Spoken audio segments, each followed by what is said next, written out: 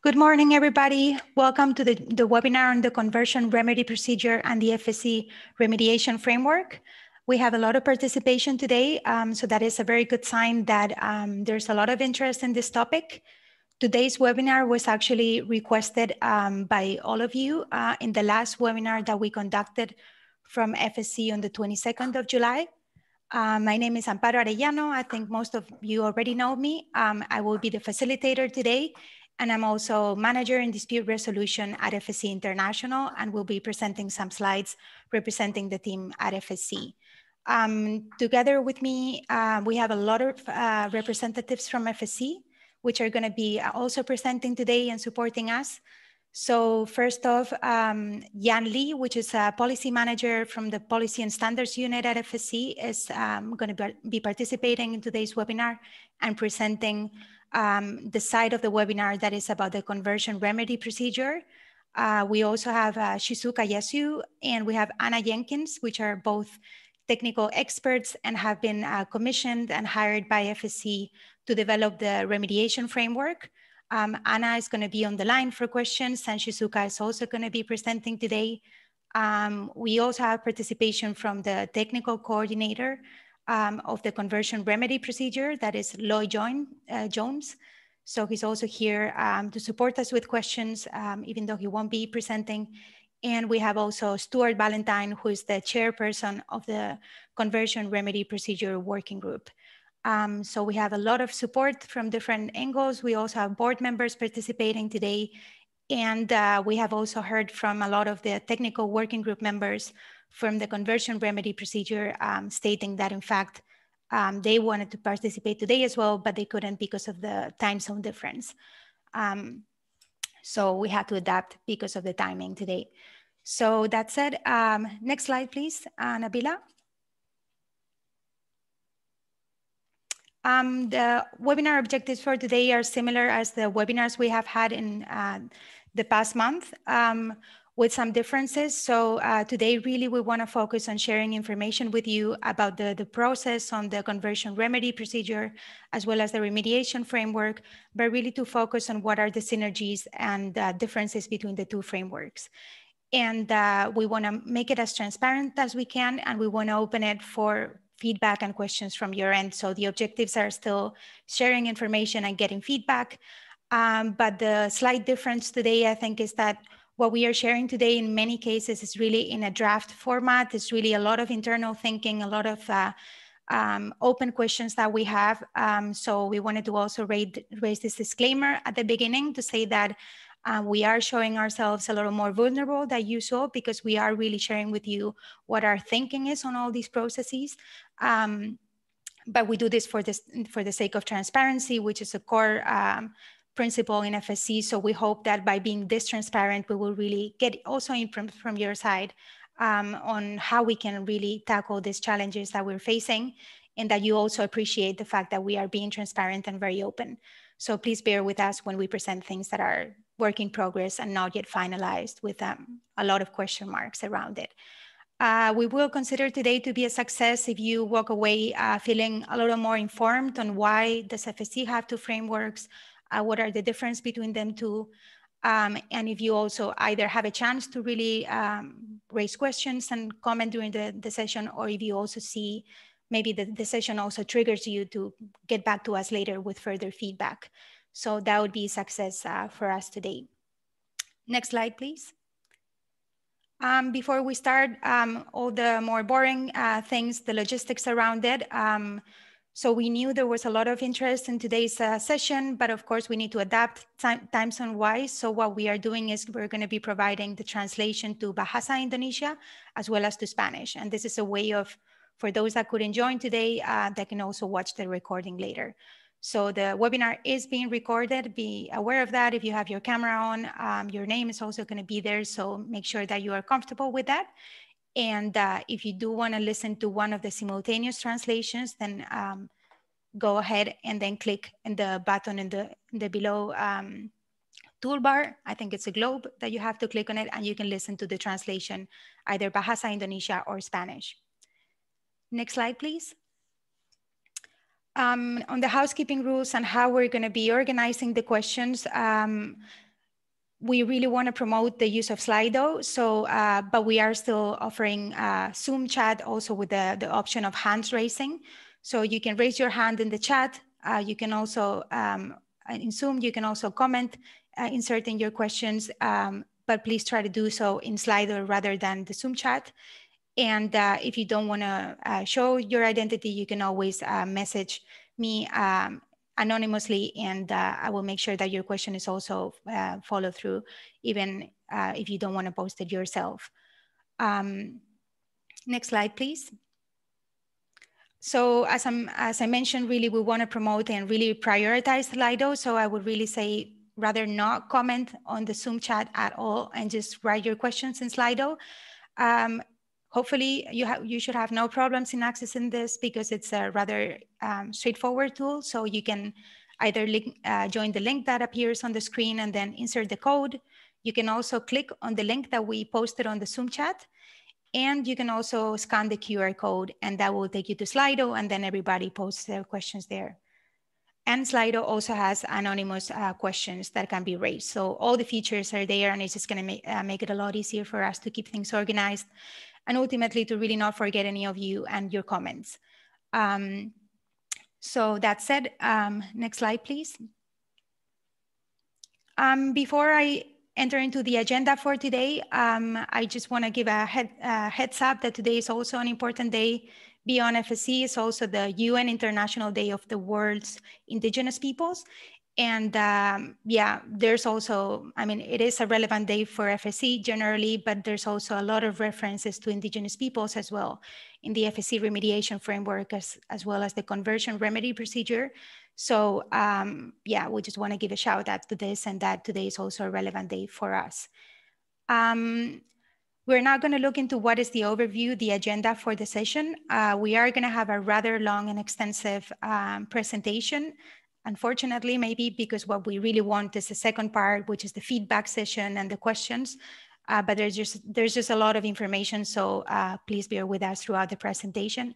And then we will have the questions and answers at the end. As for the presentation in itself, we have organized it in 3 blocks. So the first block will be looking into the background. We are going to do a very, very quick recap on the remediation framework and the conversion remedy procedure. We don't want to say again what we've said in so many webinars already, but we think that many of you might be coming, maybe you only participated in the conversion remedy procedure webinars or in the remediation framework ones. So perhaps you're missing the other part of the information. So we'll do that recap for that purpose. And then we will start going into part 2, which is where things start getting interesting and rather confusing probably. What was FSC's thinking on why we're doing 2 frameworks? How are we organizing things? What are those questions and challenges that we're facing right now? Now that we're really thinking on how to apply this in reality. And then part 3 of the session, which is going to be looking into, well, what are those differences and overlaps between the frameworks, and how are we thinking of maybe changing this approach a little bit.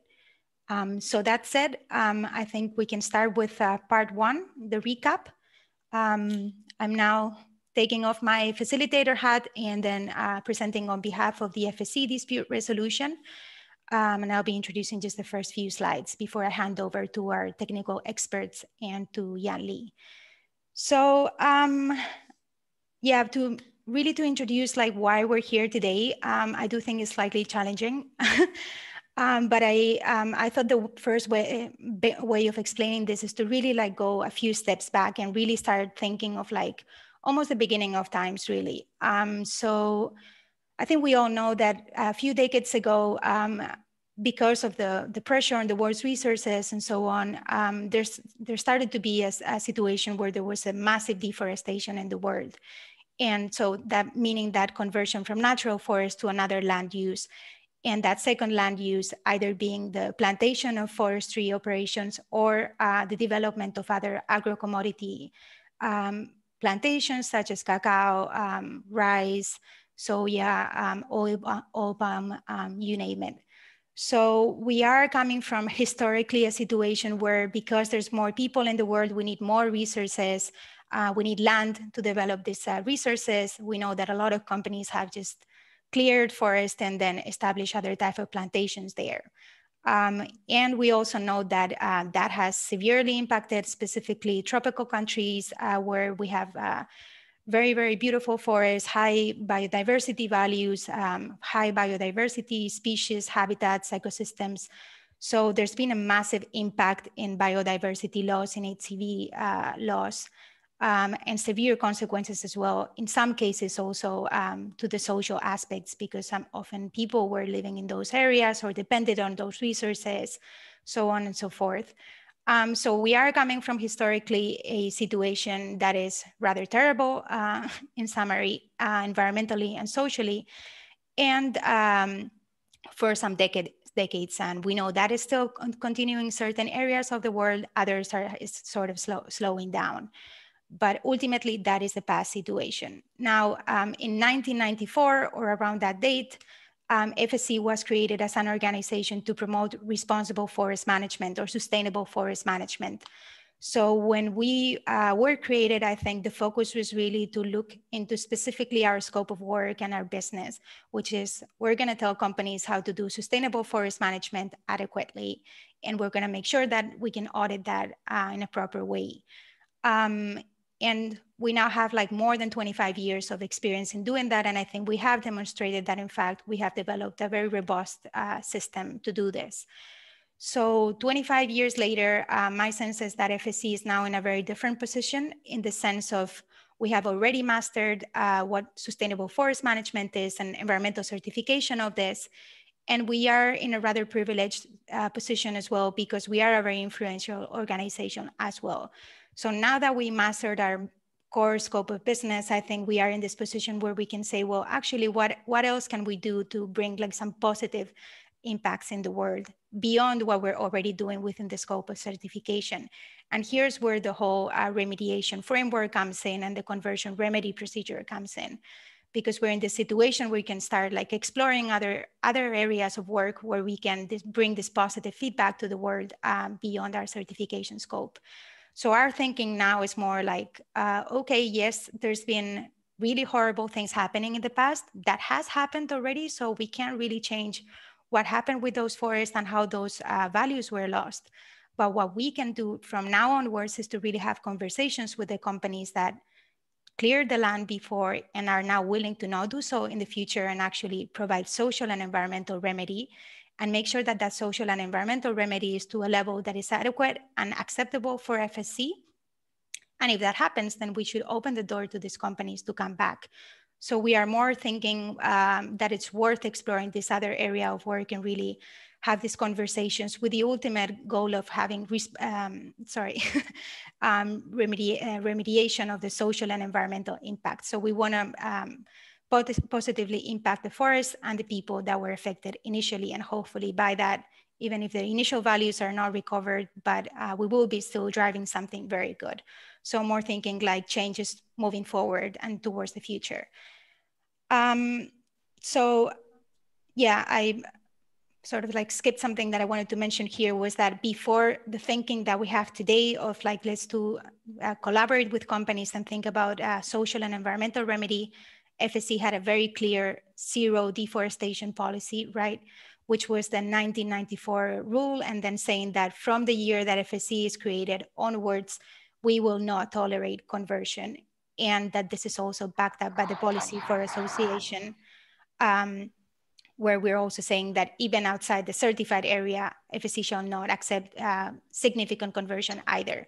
So there is a bit of a changing in the thinking that where before we had a radical positioning, and now, even though we still do not by any means want to endorse future conversion, we're still willing to look into past significant conversion and past conversion and see how we can promote the remedy of that and bring this story to a more positive light. So that brings us today to this webinar, because we have been developing these two frameworks on how to do social and environmental remedy.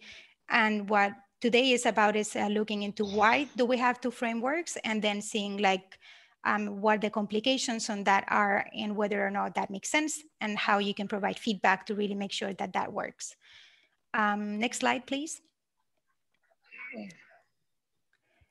So just very quickly, because there's going to be a lot of content about this, we do have 4 procedures that are looking into conversion. So there is the policy on conversion, which comes from a motion. Then there's the conversion remedy procedure, which is the procedure that operationalizes the conversion policy. Then we have the remediation framework, which also looks into the remedy of conversion specifically applicable to these associated companies.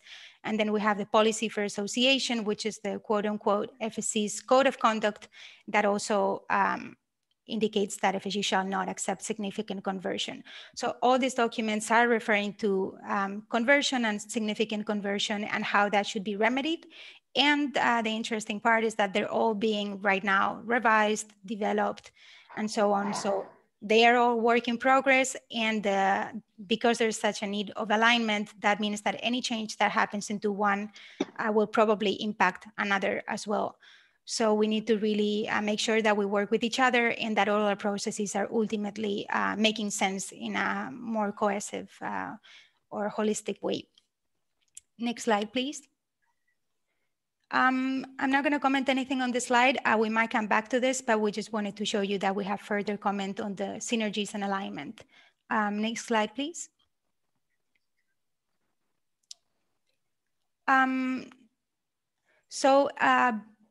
Jan and Shizuka are going to be talking a lot about the differences between the 2 frameworks, as well as the synergies. But as a setting the scene in the webinar, I think it is important to really explain why is it that we have right now 2 frameworks, and yeah, what was the thinking behind that? Because the first thing, I think the first question that comes to one is thinking, well, if we're establishing social and environmental remedy, why not have just one framework for that? I think somebody has their speaker, somebody else is unmuted and there's a bit of background noise, just raising that. So real quick, what are those main differences between these 2 frameworks, and why did we as FSC think that it made sense to really develop this separately? The most straightforward difference between the 2 frameworks is the scope of it. So conversion remedy procedure really looks into social and environmental remedy from conversion specifically, whereas the FSC Remediation Framework is looking into the social and environmental remedy of the impacts of the 6 unacceptable activities of the policy for association. So yes, we're talking about significant conversion as well, but we are also talking about 5 other unacceptable activities, and some of them are not directly linked to conversion. So just as an example,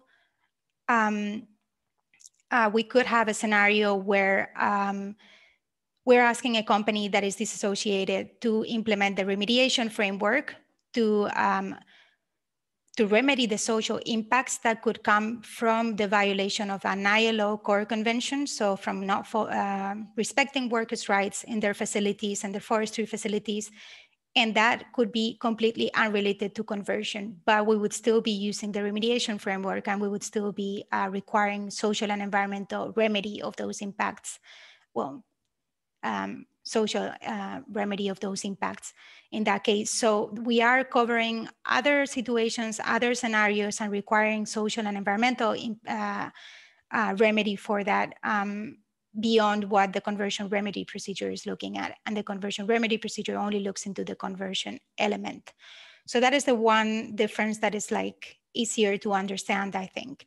Then things get a little more complicated, and we know that in the conversion remedy procedure, we are looking into remedy of conversion as such, so the conversion of natural forests into another land use, whereas in the remediation framework, we're making reference to the significant conversion of forests. And then there, the reason for that is that we're raising the bar higher because the remediation framework is to remedy violations of the policy for association, and the policy for association intends to really rule out the worst of the activities.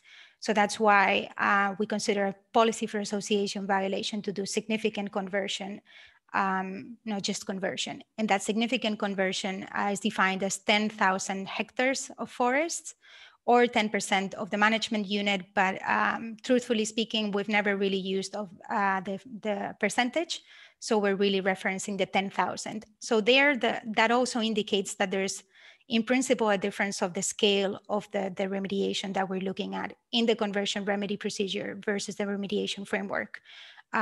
Through the conversion remedy procedure, we could have a company remedying for the conversion of 50 hectares, whereas in the remediation framework, we're looking at a scale in often cases 50,000, 100,000, and so on.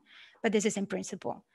Another difference in that front is that there's a difference in the timing. So conversion remedy procedure very specifically looks into how we can collaborate with companies that converted post 1994 until today and make sure that they provide social and environmental remedy for that conversion. So 1994 is the starting date for that. The remediation framework instead makes reference to the policy for association, and the policy for association is saying significant conversion is the conversion of forests of 10,000 hectares of forest in the last 5 years. In those last 5 years, I think the intention there was to really refer to the intensity of the activity. So again, a different time scope, probably unfortunately for making our lives more complicated. But the very last, the last thing that I wanted to mention, I think is actually the most important, and is why does it actually make sense to have two frameworks rather than just one? Considering that they're both looking into the same thing, because perhaps what I've mentioned so far are technicalities that could have been resolved or aligned. But what we do think is the reasoning behind this is more the nature of the relationship that FSC has with the companies that would be applying this framework. So starting with the remediation framework, we know this framework is being developed to be applied by disassociated companies. And speaking in general terms about this framework and about disassociated companies, in many cases, the situation is that a company that is as of today disassociated at some point was associated to FSC, and they knew that FSC had a policy for association that was saying that they shall not significantly convert forest. Knowingly, they signed a self-declaration to the policy for association, despite knowing that they were not aligned with FSC's rules. They failed to disclose this information and provide transparency. And then for many years, they were benefiting from the FSC brand and all the perks that come with that, knowing that that was in violation of FSC's rules. So because of that, at the point of disassociation, which often happens when FSC actually finds out, often almost accidentally through campaigning organizations and so on, the company is disassociated, but at that point, the trust is really lost. So the trust from FSC is lost because there's been no transparency with the company, and there's been a very serious misuse of the FSC brand. And that has caused, in many cases, a very significant damage to the FSC reputation, which is a very severe thing because our true value as an organization is the value of our brand as such. But there's a loss of trust with FSC, but then there's also a very strong loss of the trust from stakeholders as well, because there's been such lack of transparency of misuse of the brand of FSC. After this association happens, often stakeholders are no longer supportive of that company that is disassociated. So because of that, and like that, all the complexities and the loss of trust and so on, and here I'm generalizing, we do feel that the remediation framework makes sense to be a very robust framework and to have a lot of focus on making sure that it's monitoring, there's evaluation, there's reporting, to making all these elements really stringent, because there needs to be trust that needs to be rebuilt. And we know that this is not going to be easy if it's not very strongly and very diligent. So that's the nature of the relation on the remediation framework, whereas in the conversion remedy procedure, the relationship between FSC and the company that the conversion remedy procedure would apply to at least in my mind, really it's from a different nature, right? So we could have a company that converted 100 hectares after 1994. Perhaps since then they haven't converted anymore. Perhaps there's been changes in management. They've significantly improved their operations or whatnot. And because of that legacy of conversion to a smaller scale, they're just not allowed to come into the FSC system.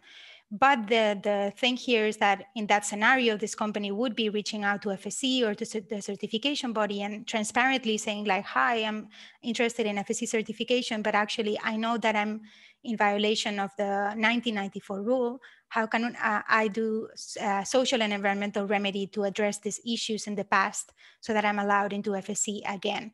And because there's, in principle, in that scenario, at least, no hiding of information or lack of disclosure or damage to the FSC brand, which is a major point. We don't think that there's such a need for emphasis in such stringent monitoring and evaluation.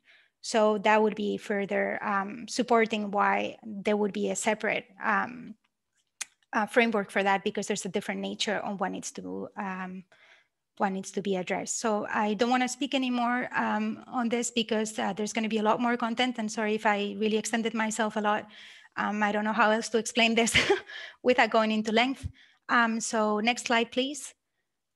I will now hand over to Shizuka Yasu, who's going to continue presenting on this topic, and then Yan Li will also present further. Thank you. Shiz? Thank you. I'm muted, right? Yeah, thank you so much, Amparo, for very comprehensive introduction.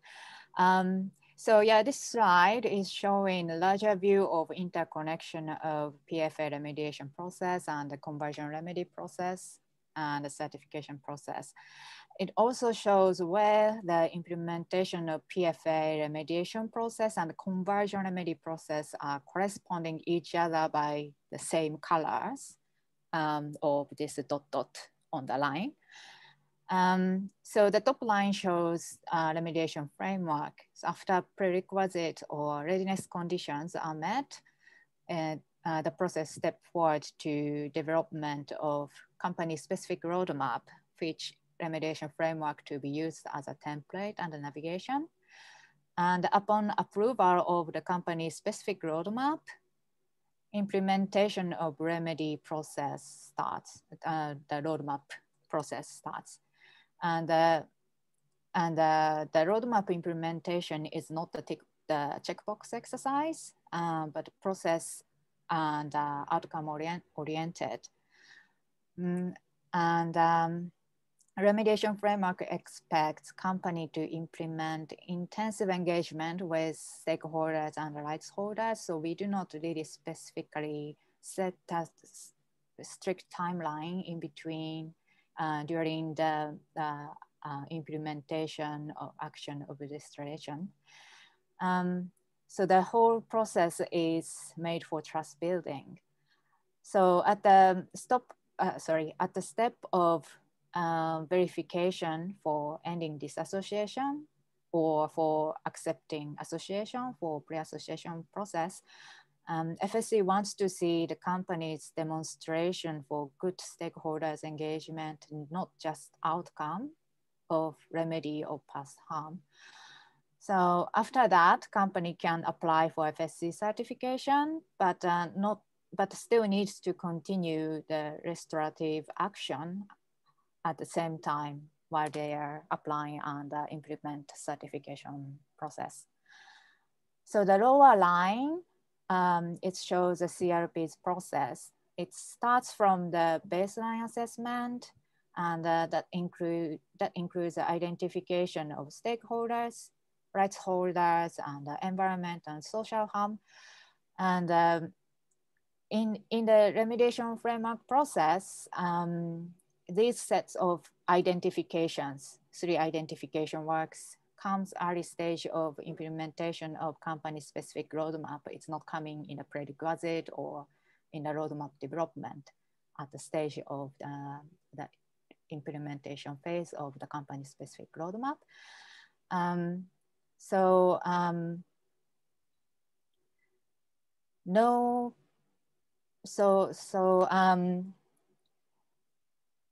sorry, I missed I missed where am I? A bit. Sorry. So so the same as remediation framework. I'm sorry. After the threshold verification and after the threshold verification, and if the company passed it, the company can apply for the FSC certification, but it needs to continue the restorative action at the same time until full completion of them.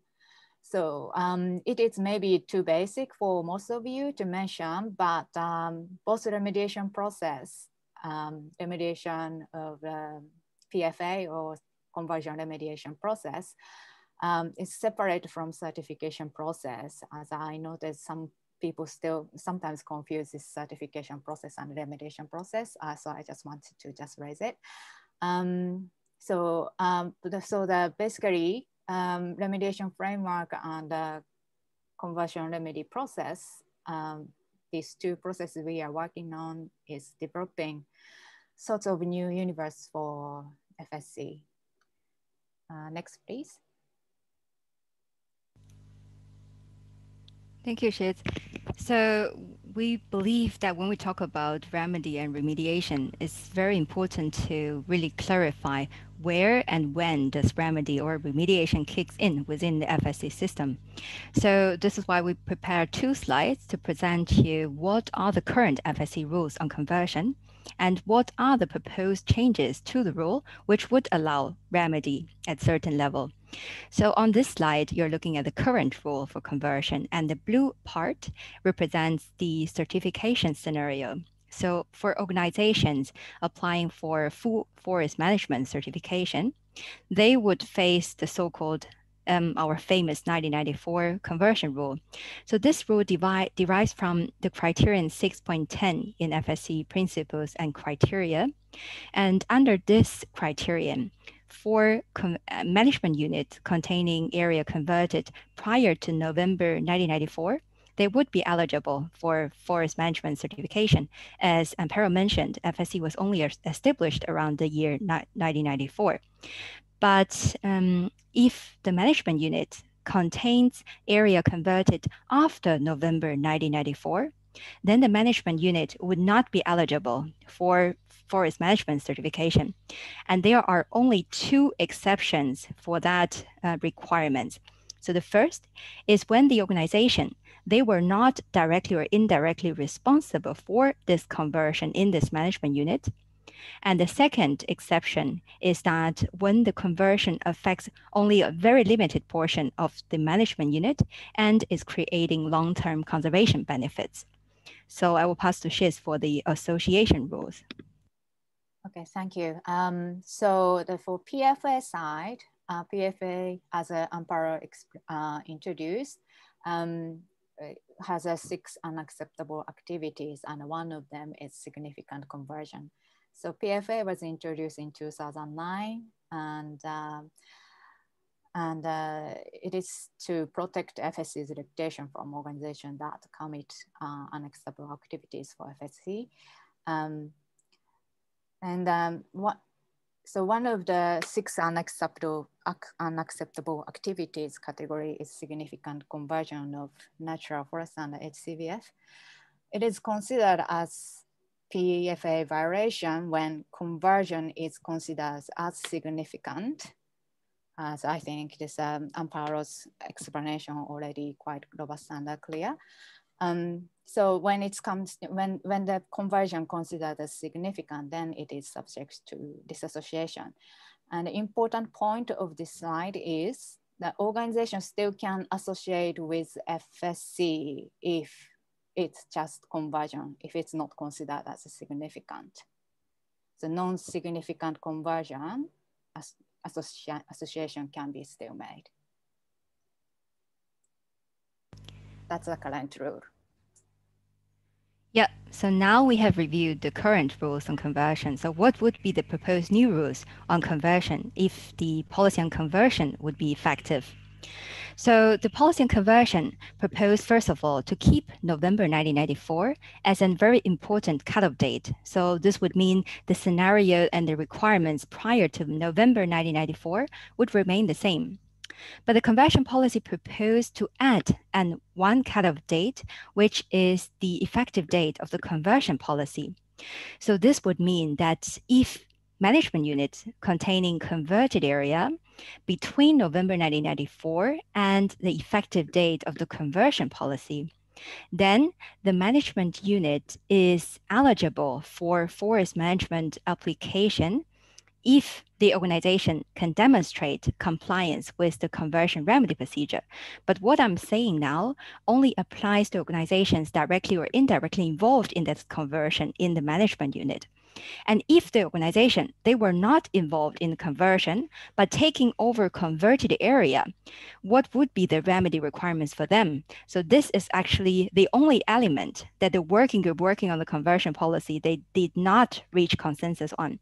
So currently we're committing a white paper in order to explore methodology or proposals to close the ownership loophole in order to finalize the conversion policy. So we will keep you posted on the progress on the conversion policy webpage. And in terms of significant conversion, the conversion policy proposes that if organization, they are indirectly or directly involved in conversion between November 1994 and effective date of the conversion policy, then they can apply for association with FSC, but they also need to demonstrate compliance with the conversion remedy procedure. And so what would happen after the effective date of the conversion policy is that as long as the management unit containing converted area, then the management itself, unit itself would not be eligible for forest management certification. So this would apply to both organizations involved in conversion or those organizations simply taking over converted area, but they were not involved in this conversion. And so there's one point worth mentioning is that in the previous slide, when we talk about forest management certification, we talk about full forest management certification. But in this new rule, the conversion policy aimed to align how the forest management rule is for full forest management certification and control wood forest management certification. So when we mention FM certification on this slide, it applies to both. And then the second one for after the effective date of the policy, so what would happen to association scenario is that as long as organization, they are directly or indirectly involved in conversion, then they are not eligible for association with FSC. So this is the proposal from the conversion policy and the implication for the certification scenario. Now, Shiz, over to you. Okay. So as you may know, the PFA is also under revision process, but I am not involved in the PFA revision work. But as far as what I read from the latest draft from the recent consultation, PFA violation is still, direct or indirect involvement if conversion considered as significant. And as a remediation framework is developed, remediation framework to be implemented before association or ending disassociation. And from what is written on the revised new PFA revision draft, it's now have a little bit extent scope section. It said how far back consider is case by case, it said. So it doesn't really explicitly say it's November 1994 is end of year to how far back considered. But the remediation framework think that November 1994 is a justifiable year for the remediation process. One concern of this policy on conversion effective date that I personally have is that I understand the zero tolerance position of FSC is taking on the conversion now and the future. But personally, it's really my personal opinion, but it's really worried that future PFA case might get impact from this very narrow conversion eligibility window. So yeah, I don't know how many remediation framework cases actually can take if we have this, the effective date is a cutoff year for the association cases as well. Okay, next slide. So before diving into the recap of the conversion remedy procedure and PFA remediation framework, we think it's important to present to you the general time frame for those processes, because many of the stakeholders and members, they are asking, when can we see the full package on remedy and remediation? So now we can start with the first three elements. So the first three areas, they're all relevant to the conversion policy. So as I mentioned earlier, we have a white paper on conversion, aims to provide proposals to how to finalize the conversion policy. And the second element, we have the case studies on conversion, and this was done for Chile and Indonesia. And the case study is really to present members what would be the potential impact of the conversion policy. And then the third element, we have the conversion policy, which really brings in the idea of remedy for those pre-certification, pre-association scenario. And this policy will go to the board for conditional approval in November this year. So why we mention this is conditional approval is because the policy proposes changes to FSC principles and criteria, and the membership would need to agree on those changes before the policy can be implementable. And before that, the policy will be discussed with the Policy Steering Committee in October this year for their recommendation. And following that, we have the conversion remedy procedure, which is one of the focus today. So now we are having the second public consultation for the procedure, which will end on the 14th of August. And in the next 3.5 months, we will complete the final draft and submit the procedure for the board approval by March next year, and also the PSC before that. And the same group working on the procedure will also be developing the revised international generic indicators for conversion. And we aim to have the consultation by the end of this year. And then the submission to the board and PSC would be around the same date as the procedure. So I think, Nabila, you can move on with the animation. And then we would have the sixth element, which is the revision of the policy for association, as Shiz mentioned. So the policy for association already completed its first round of consultation in July, I think. And currently they're working on the development of the second draft revised policy for association. And the second consultation is scheduled by the end of this year. And they aim also to submit the policy for association revised version to the board around the same period as for the conversion remedy procedure. And now we can move to the element 7, which is the PFA remediation framework. And so as you know, that the remediation framework is currently under a parallel consultation with the conversion remedy procedure, which will end by the 22nd of August. And after that, they will be developing the second draft based on all of your comments. And then there will likely, very likely, to be a second public consultation for the remediation framework. And then following that will be the finalization of the framework. And very last part is a conversion financial liability study, because through all the consultations we're making, there are many members and stakeholders asking what would be the estimated cost for those remediation projects. And this is why we are exploring possibility for consultancy to really help us understand what could be the financial implication for remedy projects. So this is the overall time frame for the process. So Nabila, we can move to the next slide. And so finally, we are here on the recap session. And so we are providing you a very quick recap on the conversion remedy procedure. Next slide, please. And so this procedure and the conversion policy we mentioned earlier all derives from the Motion 7 process, and which was approved in the General Assembly 2017. And so this motion asks FSC to develop a holistic policy on conversion and suitable treatment across the FSC normative framework. And so to implement this Motion 7, we have a working group working on the conversion policy, and they have started their process in August 2018 and completed the policy development by end of last year. So they have reached almost a consensus on every element of the policy, except for the part that I mentioned earlier, what would be the remedy requirements for those organizations not involved in conversion, but acquired converted area. So we are still finalizing this only element in the policy. And then we have the technical working group on the right-hand side, which contains 4 expert members. And we started the process by the end of 2019, and we aim to finish it early next year. And so the working group has been developing 2 drafts of conversion remedy procedure, and they will also be working on the IGIs for conversion. So next slide.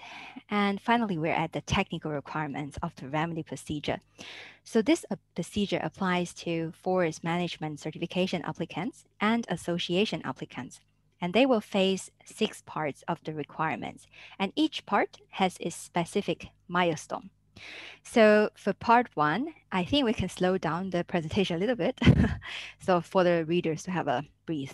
So we can start with part 1. So the part 1 really outlines the general principles for the application of the conversion remedy procedure and very important requirements on the establishment of a grievance system.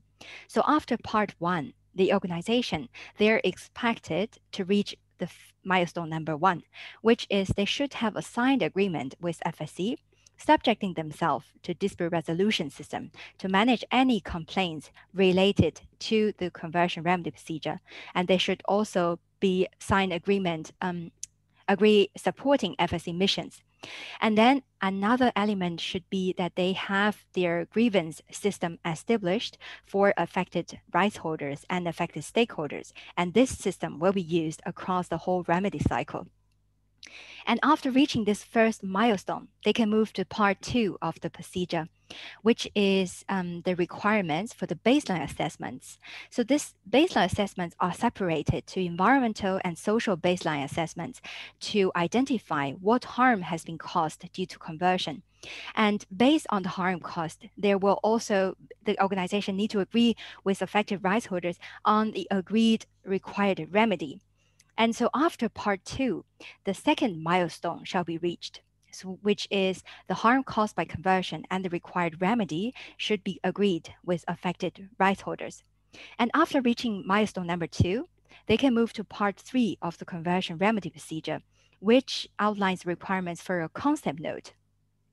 So this concept note is a way to check if all parties involved in the remedy project is happy with the proposal and to assess the project's feasibility. And so after part 3, the milestone number 3 should be reached, which is the concept note shall be approved by third-party verifiers. And after reaching this, they can move to part 4 of the procedure, which is the development of the remedy plan. So the remedy plan should be really defining every aspect of the remedy project as well as the desired outcome. And so under part 3 and part 4, a very important concept is the initial implementation threshold, and only after reaching which the organization can be considered for association and certification again. And then after part 4, the organization shall reach the milestone number 4, which is that the remedy plan has been approved by third-party verifiers and agreed by affected rights holders. And after that, they can move to part 5, so where they really can start implementing the remedy plan and to aim for the goal of initial implementation threshold and the end goal of the project. So the next milestone would be that if they reach the initial implementation threshold, then they would be eligible to apply for certification or association, but bearing in mind that they will need to finish their remedy project with the aim of reaching the end goal of the project, and which also should be part of the remedy plan. And then after that, we have the last part of the conversion remedy procedure, which is the monitoring of the ongoing implementation of the remedy plan. And for this part, we outline the requirements for both internal and external monitoring of the conversion of the remedy project implementation process. So now we can move to the policy for association remediation framework recap. Okay, next slide, please. So the remediation framework drafting process started at the later half of May 2021, which is quite recently. but it's not from pure scratch. Main part of the document is modified from the previous ending disassociation process development works, which we called it roadmaps. And I skip all this detail, but it started from the roadmap for APP in 2000, end of 2015, and the draft one was made 2016. That process was suspended at August 2018. But the work itself is continue as a development of generic roadmap, as we have the FSC had a more disassociated company who's interested in this kind of process. So continues as a generic roadmap development, but this process also stopped by September 2020 while waiting for conversion remedy procedure development. So what we do with remediation framework is basically moved Indonesia and Southeast Asia specific requirements or indicator to guidance level, and reorganized requirements and performance indicators to directly correspond to PF elements. So as a structure, it's quite changed. The remediation framework has 3 mandatory sections, which is universal requirements and trust building requirements and general remedy of harm. And the remedy of harm has 2 subsections of remedy of harm, which is one for social and one for environment. And the remediation framework also has 6 module sections, each corresponding to the 6 PFA unacceptable activities. The remediation framework also has to be designed for pre-association, not only for ending disassociation. We reviewed this conversion remedy procedure into very detail, and that is for integration of this procedure into the conversion part of the remediation framework somehow, but it's really difficult, and it's still something that we need to address in the next couple of months. And for the remediation framework developing process, we plan to go through 2 public consultations. First consultation is currently open until next week, no, 21st of August. And then the final version submission is targeted as April 2022. The next slide, please. So it's a bit repeating, but in the text basis, some people more easy to read when it's written in the text. So it's a bit repeating, but yeah, PFA remediation framework is defining the remediation for violation of the PFA, which covers all PFA 6 unacceptable activities, not only significant conversion in forestry operations. And it is made to be applicable also to pre-association remedy process, not only ending disassociation cases. It aims to rebuild trust or build trust, prevent reoccurrence of PFA violation, and establish and implement remedy of harm process for rights holder to access, and the restoration and conservation of forest environment values. So next slide. Okay. Next slide. So I think we really have time constraint now. Move on to the second part. Yanli will explain the original proposal for alignment, and I will share you our experience applying the proposal to remediation framework. So the next slide, please. Thank you. Yeah, So in terms of the original proposal, what dispute resolution and PSU we're discussing is, Nabila, you can move the animation already, thank you. And so it's for organizations applying for association or forest management certification. They would face two policies. So one is the policy for association, the other one policy for a conversion. And so after a self-declaration or a verification process, or whatever is being proposed in the newest policy for association during their second public consultation, maybe a due diligence check process, if there are only conversion identified and there are no violation of other PFA unacceptable activities, then the conversion remedy procedure would apply for organization to remedy the social and environmental harm caused by conversion. But if there are other PFA unacceptable activities, then the policy for association remediation framework would apply. The framework was expected to have different tracks for different PFA violations, for example, ILO, GMO.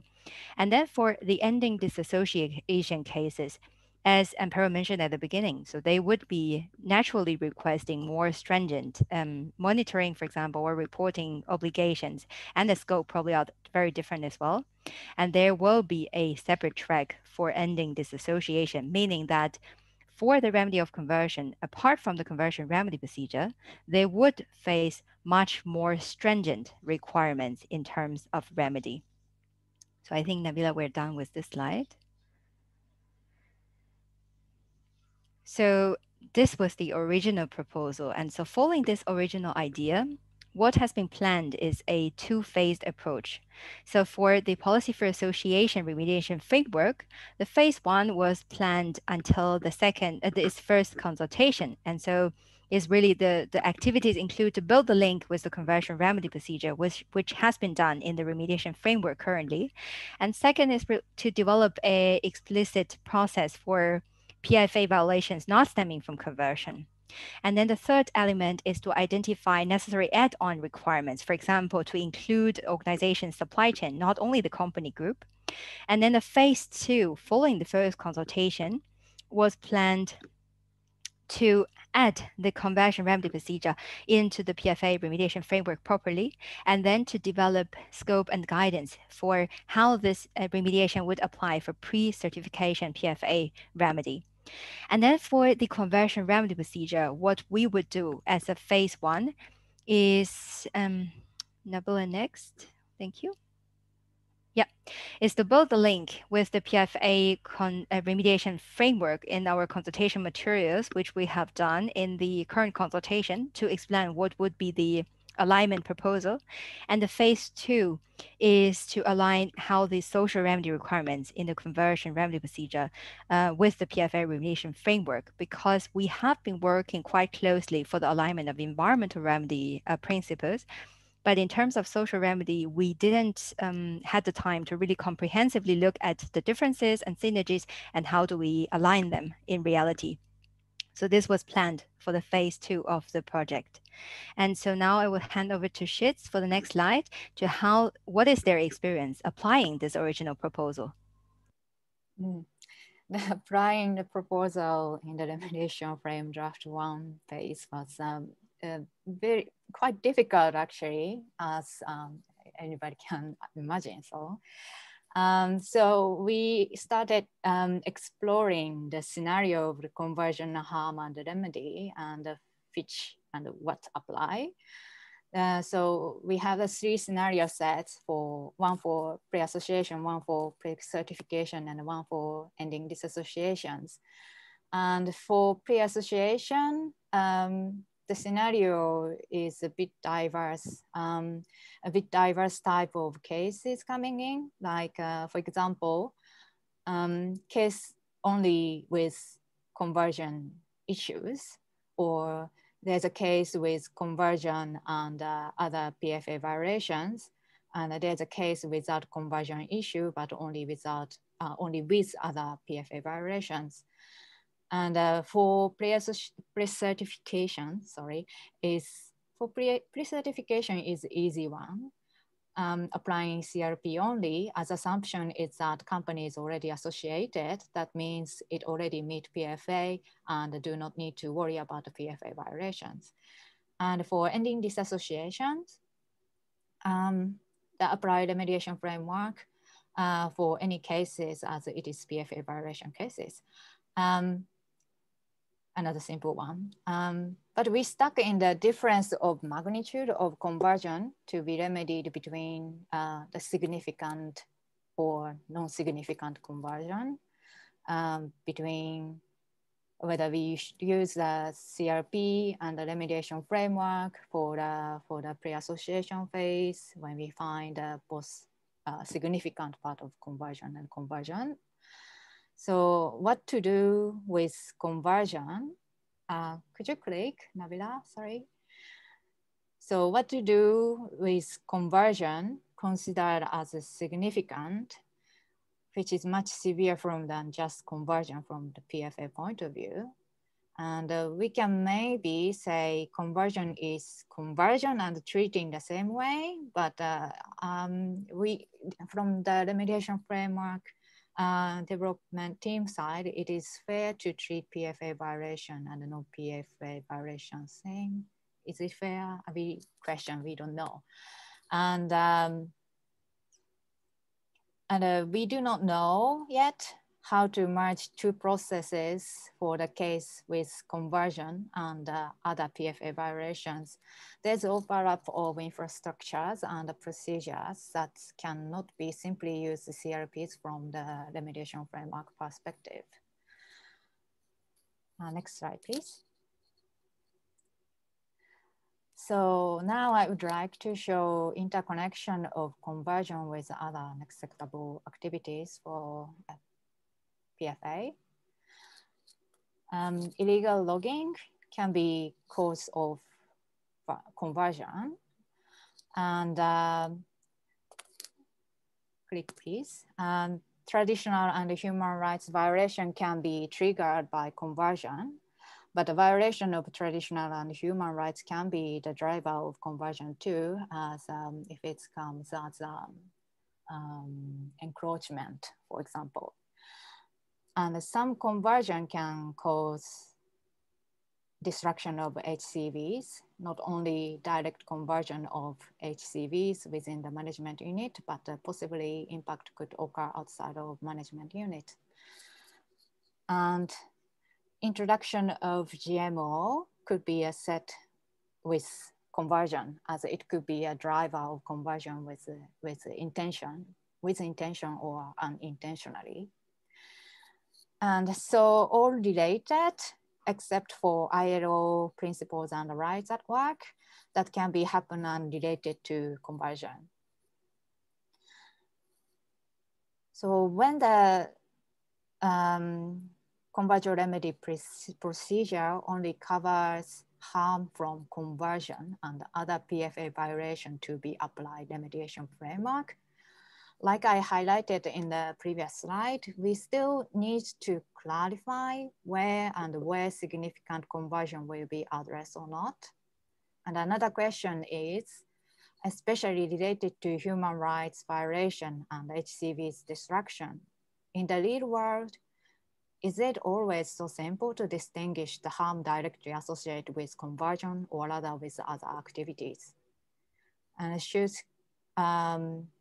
should conversion remedy procedure fully cover violations of these unacceptable activities as long as directly caused by conversion, or remediation framework shall cover those? So this is a question how to merge two processes, and what we concluded in the remediation framework and the CRP team have to sit and work together to address it in the next couple of months. So these connecting bubbles show clearly why we could not simply remove conversion relevant part in the remediation framework draft 1. But the three key things we could manage was, the first one was aligning the technical definitions around the conversion.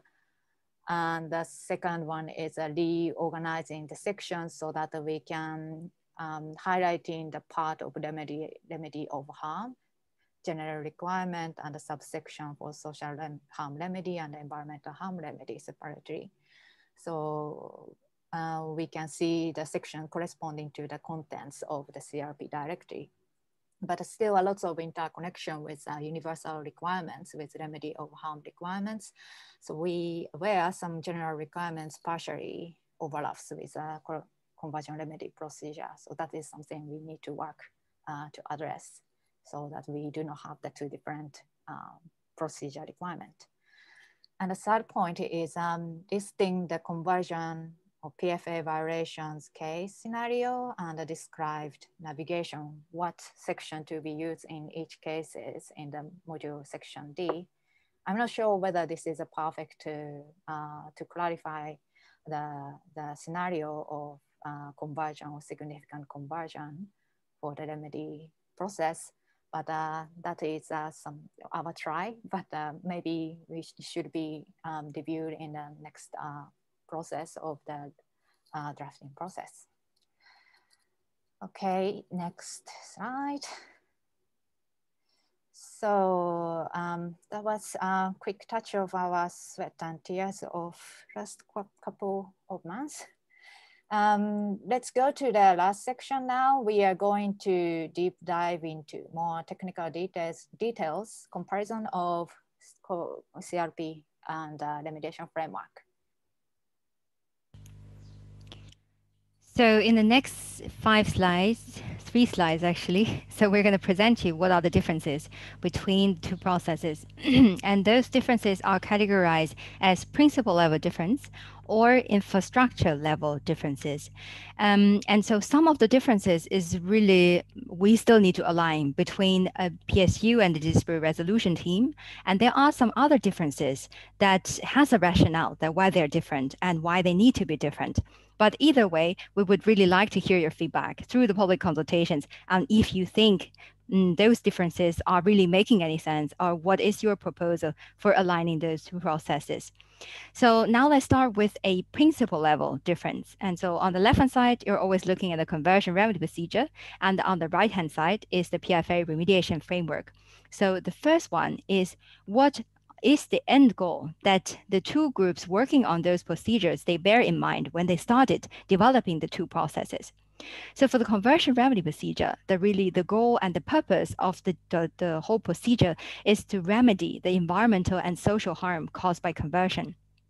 And while the remediation framework, apart from remedy the harm, it also bears another level of goal, which is to transform the company's operation. So as Shitz and Pero mentioned earlier, so the remediation framework, though originally it was the generic roadmap for ending disassociation. So it was very important to add those elements to transform the company's operation in order to prevent reoccurrence of those violations. And the second difference would be, Nabila, next, thank you. So the general scope of the procedure and framework. And so the remedy procedure covers all impact area of the company group, while the remediation framework, on the one hand, covered the all impacted area of the company group. And for ending disassociation scenario, it also covers its wood supply chain. And the third difference is the scope of social harm. So the remedy procedure looks specifically at social harm stemming from conversion, while the remediation framework is very difficult to separate social harm remedy based on the PFA violation. So they have one separate track for social remedy, which deals with all 6 PFA unacceptable activities. And then the fourth principle level difference is how do you test the idea of your remedy? So for the conversion remedy procedure, the organization, they are expected to develop a concept note, and this will be submitted to the third-party verifier for approval. So as I mentioned earlier, the concept note is really to check if every party involved in the remedy process is happy with the idea and if the project seems feasible.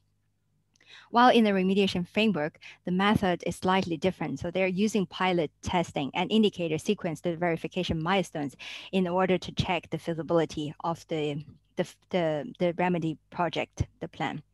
And then we can move to the next, the fifth difference on the principle level. So this is around the remedy plan. So the remedy plan is really the fundamental part of the whole remedy project. And so according to the remedy project, remedy procedure, this remedy plan will be verified and approved by the third-party verifier. While for the remediation framework, the remediation governance body will review the plan before the verification by the third-party verifier.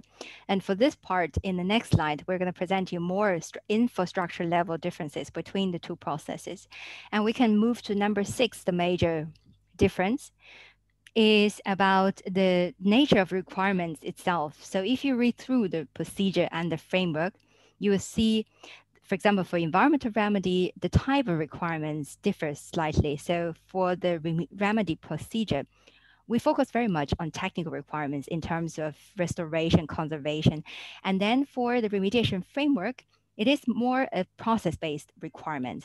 And then in terms of social remedy, the remedy procedure follows the proposal from the conversion policy, which uses FBIC process for the identification and remedy of social harm. And while for the remediation framework, they have much more methodology for the identification and remedy of social harm, including FBIC, human rights due diligence, and harm evaluation, etc. And then the seventh area of difference is monitoring. And so for the conversion remedy procedure, it has internal, external monitoring. External is done by third-party verifier. Internal is done by the organization themselves, following the measurable indicators that they should be developing and capture in the remedy plan. And this should be done in a participatory way with involvement of affected stakeholders and affected rights holders. While on the other hand, the remediation framework also deals with disassociated organizations, and so they will be facing much more stringent monitoring and reporting requirements. So they would need to produce annual progress reports, and they would also require to use the remediation dashboard to report their progress. And there will be independent observers to monitor the whole remedy process. And the last highlight of a principal level difference is around the threshold, the benchmark. When can the organization re-enter FSC again? So for the conversion remedy procedure, the concept is once the organization reached this so-called initial implementation threshold, they would be able to apply for certification and association. And this threshold is separated into environmental implementation threshold and social threshold. While for the remediation framework, it uses the concept of priority activities. And when those are completed and the threshold is being achieved, and then there are a number of other requirements, then they will be able to end disassociation. But actually within this, we have some alignment as well, because the conversion remedy procedure borrowed the idea of priority activities and priority social conflicts. And those concepts are being integrated under initial implementation threshold. So those are the principal level differences. Now we can move to the infrastructure level differences, which is talking about how actually the remedy process is being managed and administered. So the first major difference is the third-party verifier. So the third-party verifier, they both play very important role in the procedure and framework. So for example, for the procedure, they're responsible for reviewing the baseline assessment results and approving the concept note and the remedy plan. But under the context of the remedy procedure, those third-party verifiers, they are contracted and administered by the organizations, like how organization interacts with certification bodies. And FSC will be then likely to be responsible for the developing of accreditation standards. And then on the other hand, for the framework, those third-party verifiers, they are contracted and administered by FSC. And organization, they are responsible for the reimbursement of costs only. And the second major difference, I think, is about the governance body. Yeah. So under the conversion remedy procedure, there is no such concept of a governance body for the remedy project, the organization themselves, they take the ultimate responsibility for the whole remedy project. While for the remediation framework, there will be a self-managed governance body that can participate, review, and monitor the remedy process. And the third element of difference in terms of infrastructure is how complaints are managed associated with the procedure or the framework. So for the procedure, it defines that FSC dispute resolution system will be used to manage any complaints associated with the procedure, while the framework requires the organization to manage and operate the complaint process. And the fourth major difference in terms of infrastructure is around reporting. So as we mentioned 1,000 times so far, is that for the conversion remedy procedure, there are reporting obligations, but there is no requirements in terms of a dashboard. And so, but for the remediation framework, the organization, they are facing contractual obligation to report the remedy process via dashboard. And so much more stringent reporting requirements are posted via the framework.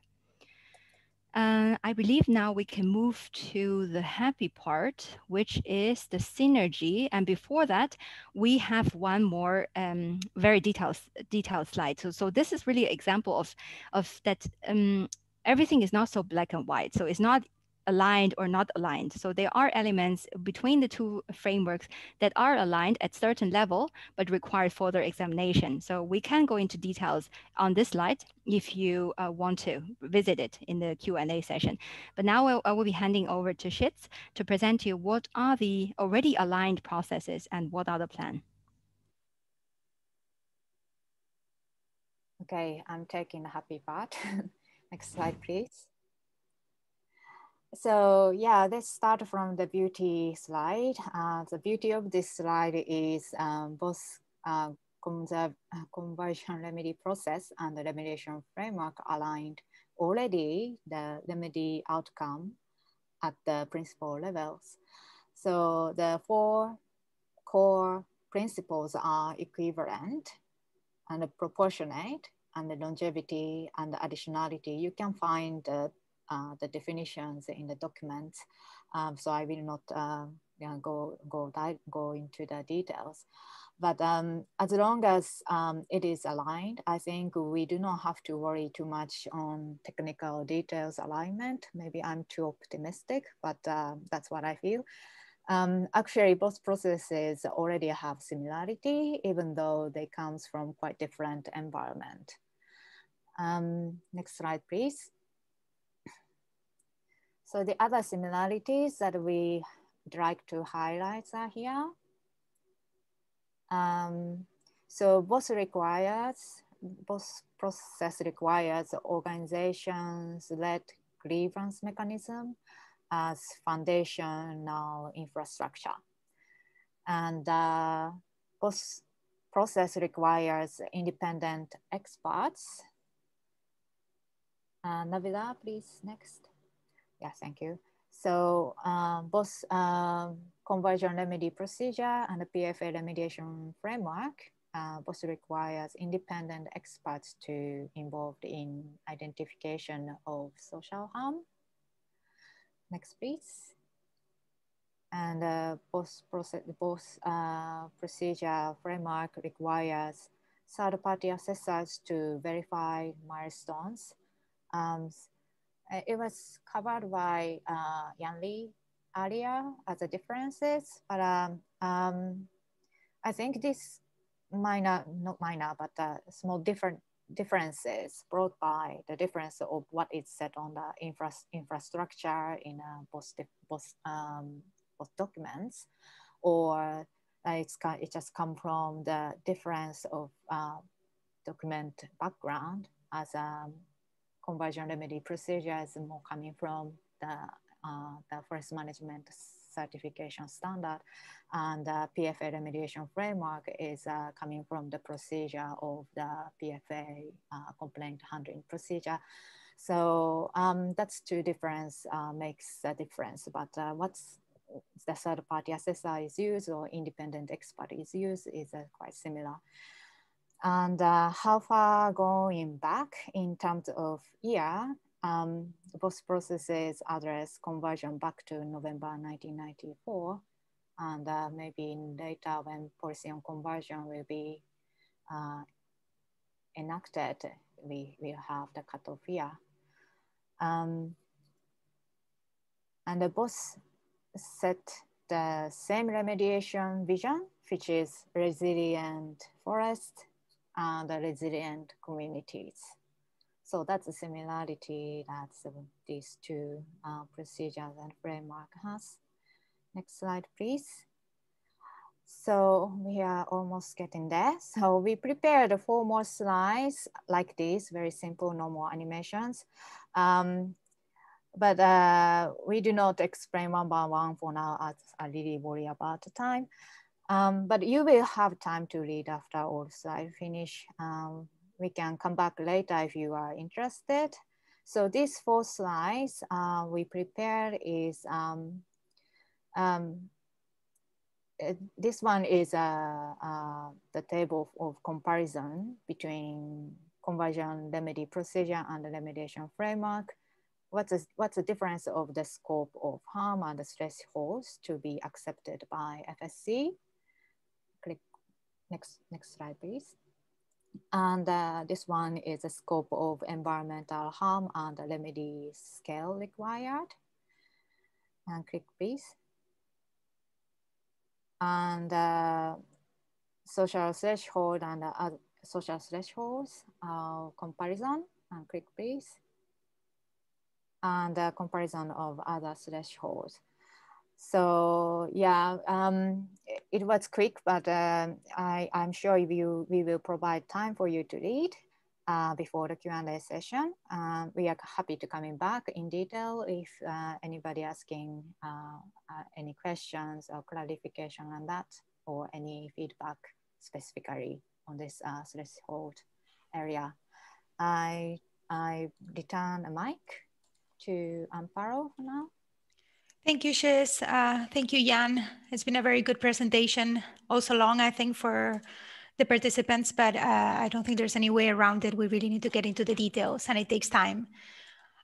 So now we're moving to the Q&A session. And we're gonna be using Slido. There are a lot of questions. I can see that many of you are already using the feature of voting. Nabila, if you can share the Slido screen, that would be good so that everybody can see the questions that we're looking at. So I would like to say, feel free to use the feature on voting questions so that we know which ones are more interesting for you. And we will tackle the ones that are most popular first and then start going with the history. So the ones that were raised before.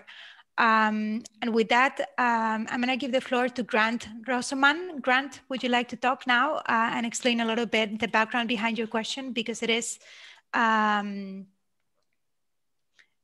the most voted so far.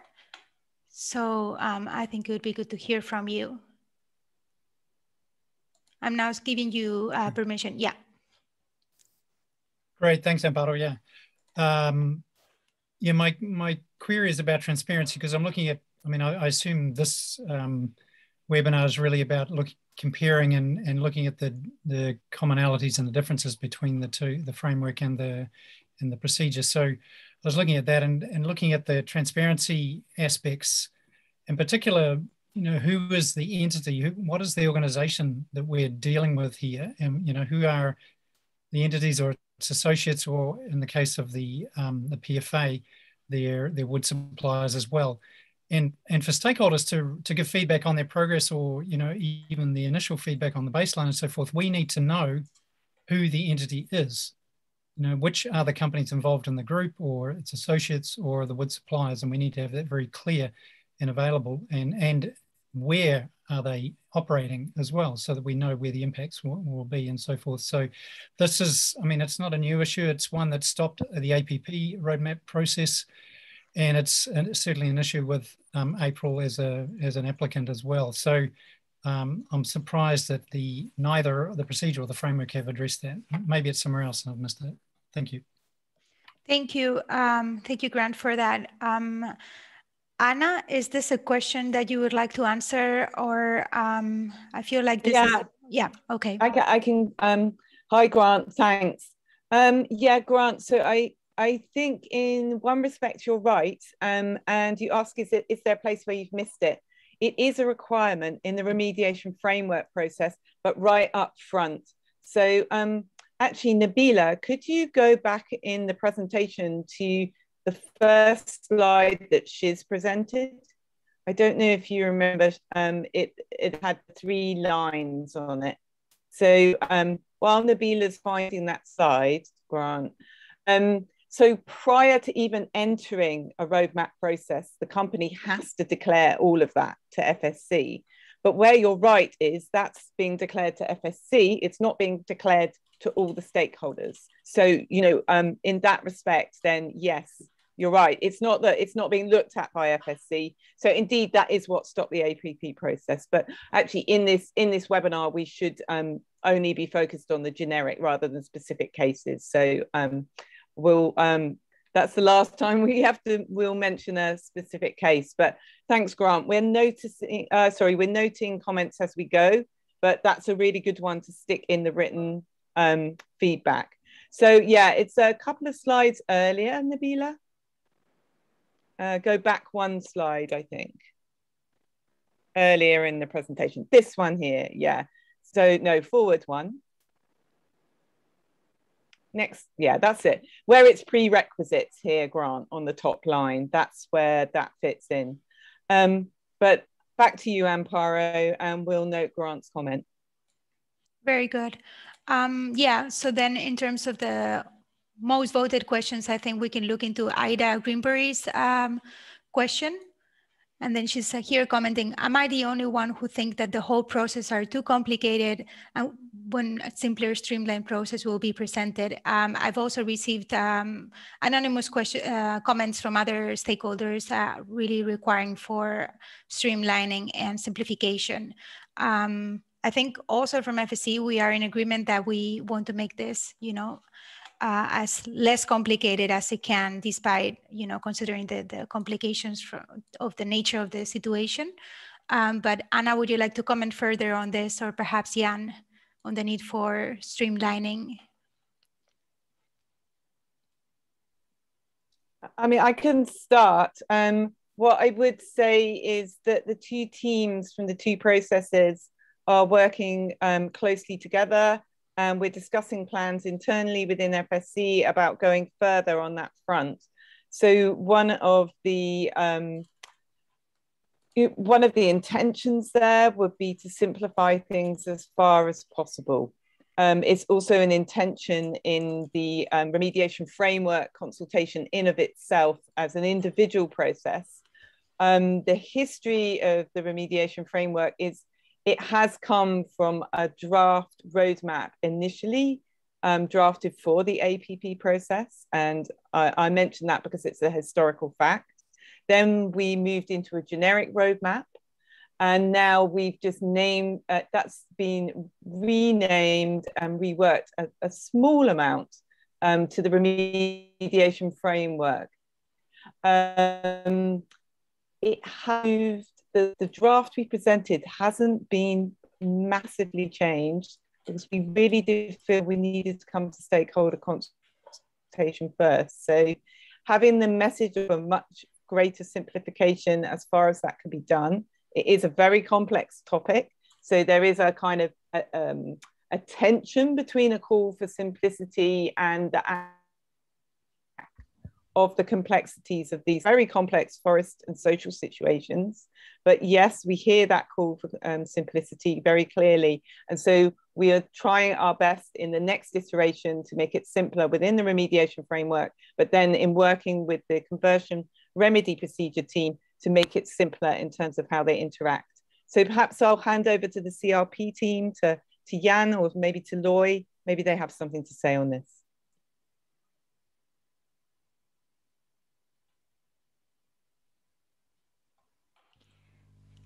I think Stu would like to comment.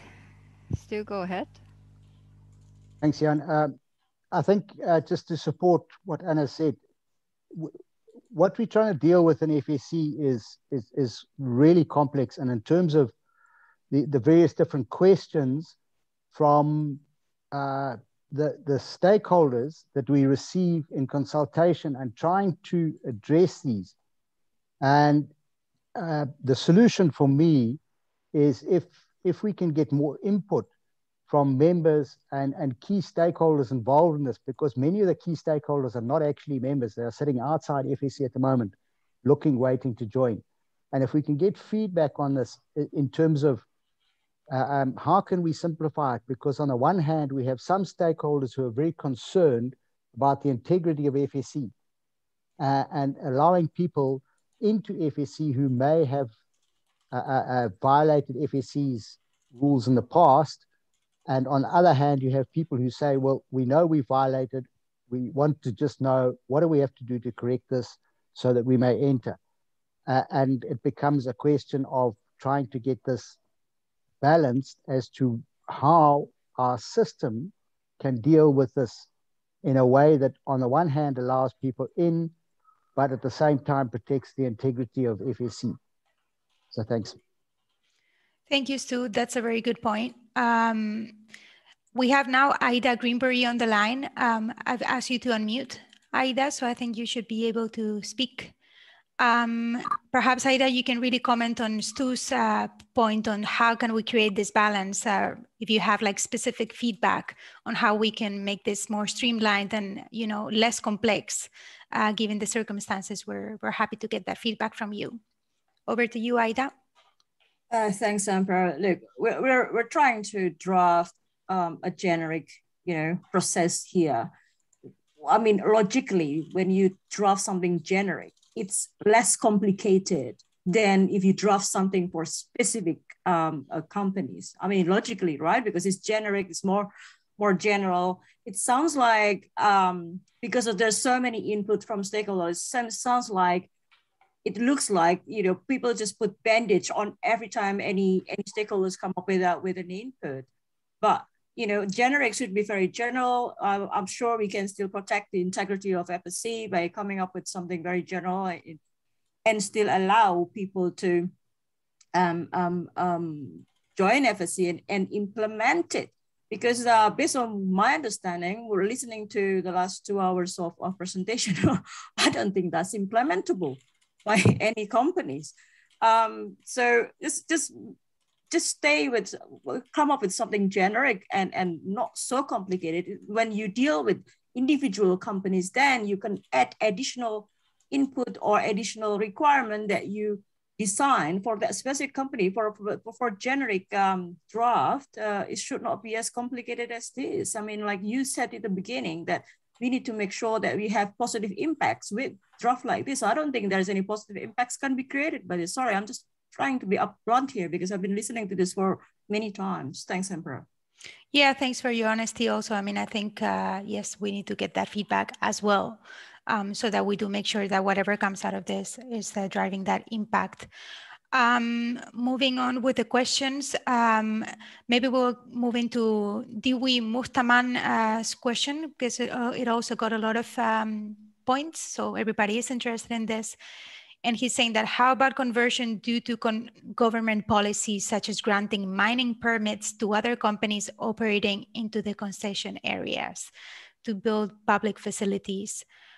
I am going to hand over this question perhaps to Anna, but Anna, feel free to hand over it as well to the conversion remedy policy team.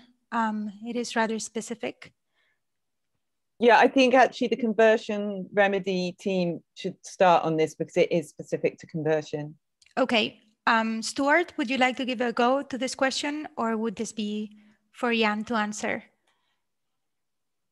I can start, and if necessary, Jan can comment on it.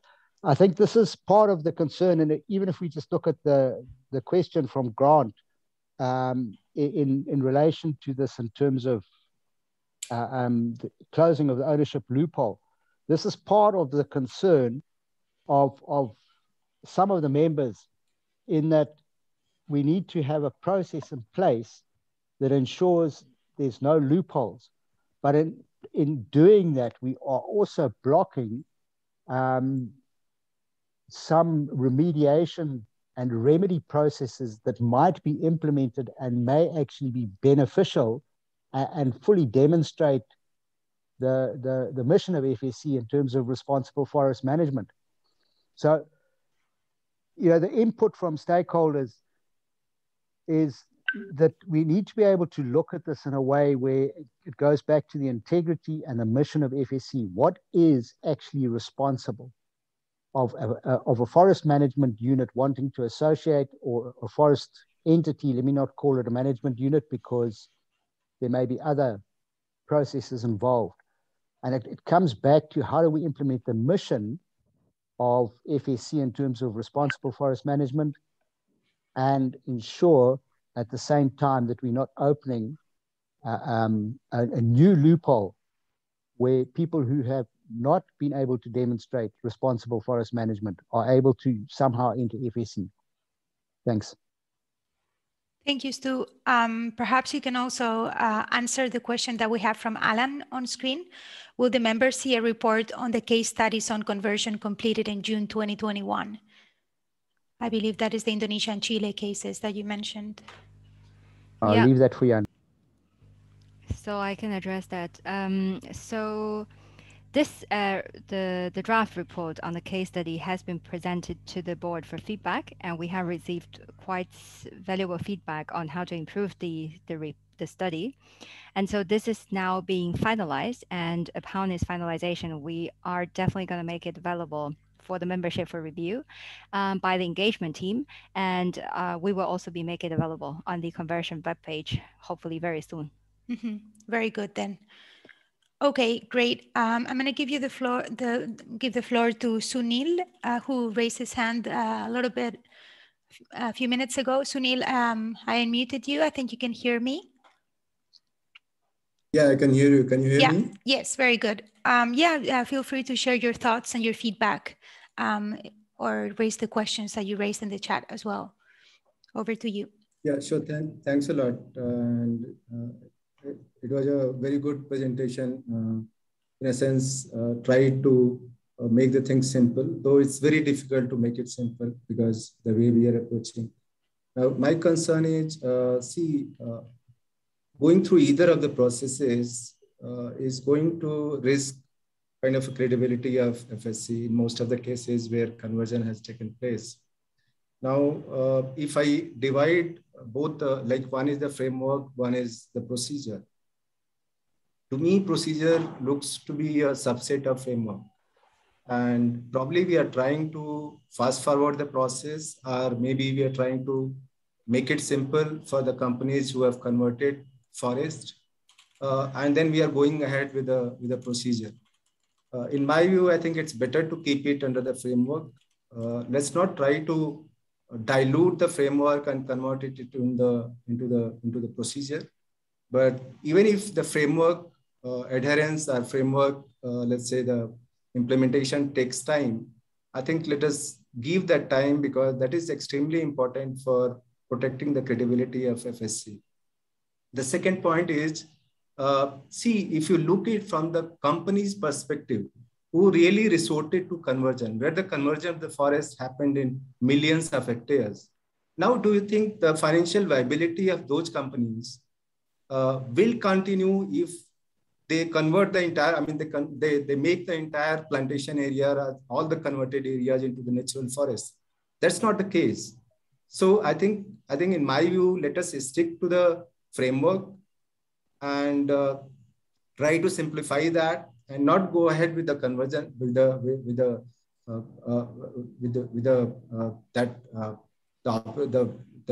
what we are calling the procedure, and sticking to the framework and maybe trying to streamline that, trying to simplify that. See, because anyway, the conversion is one set of the violation of the policy of association. So I think let us treat it within the framework of the violation of policy of association and within the framework itself.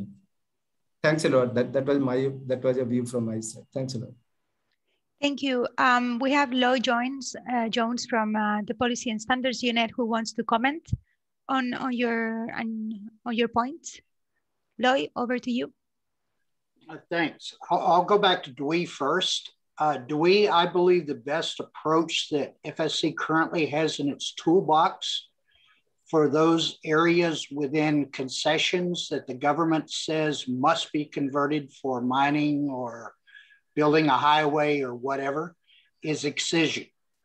You know, excise them from the management unit, because basically once the government takes over in that situation, the concessionaire has no more control.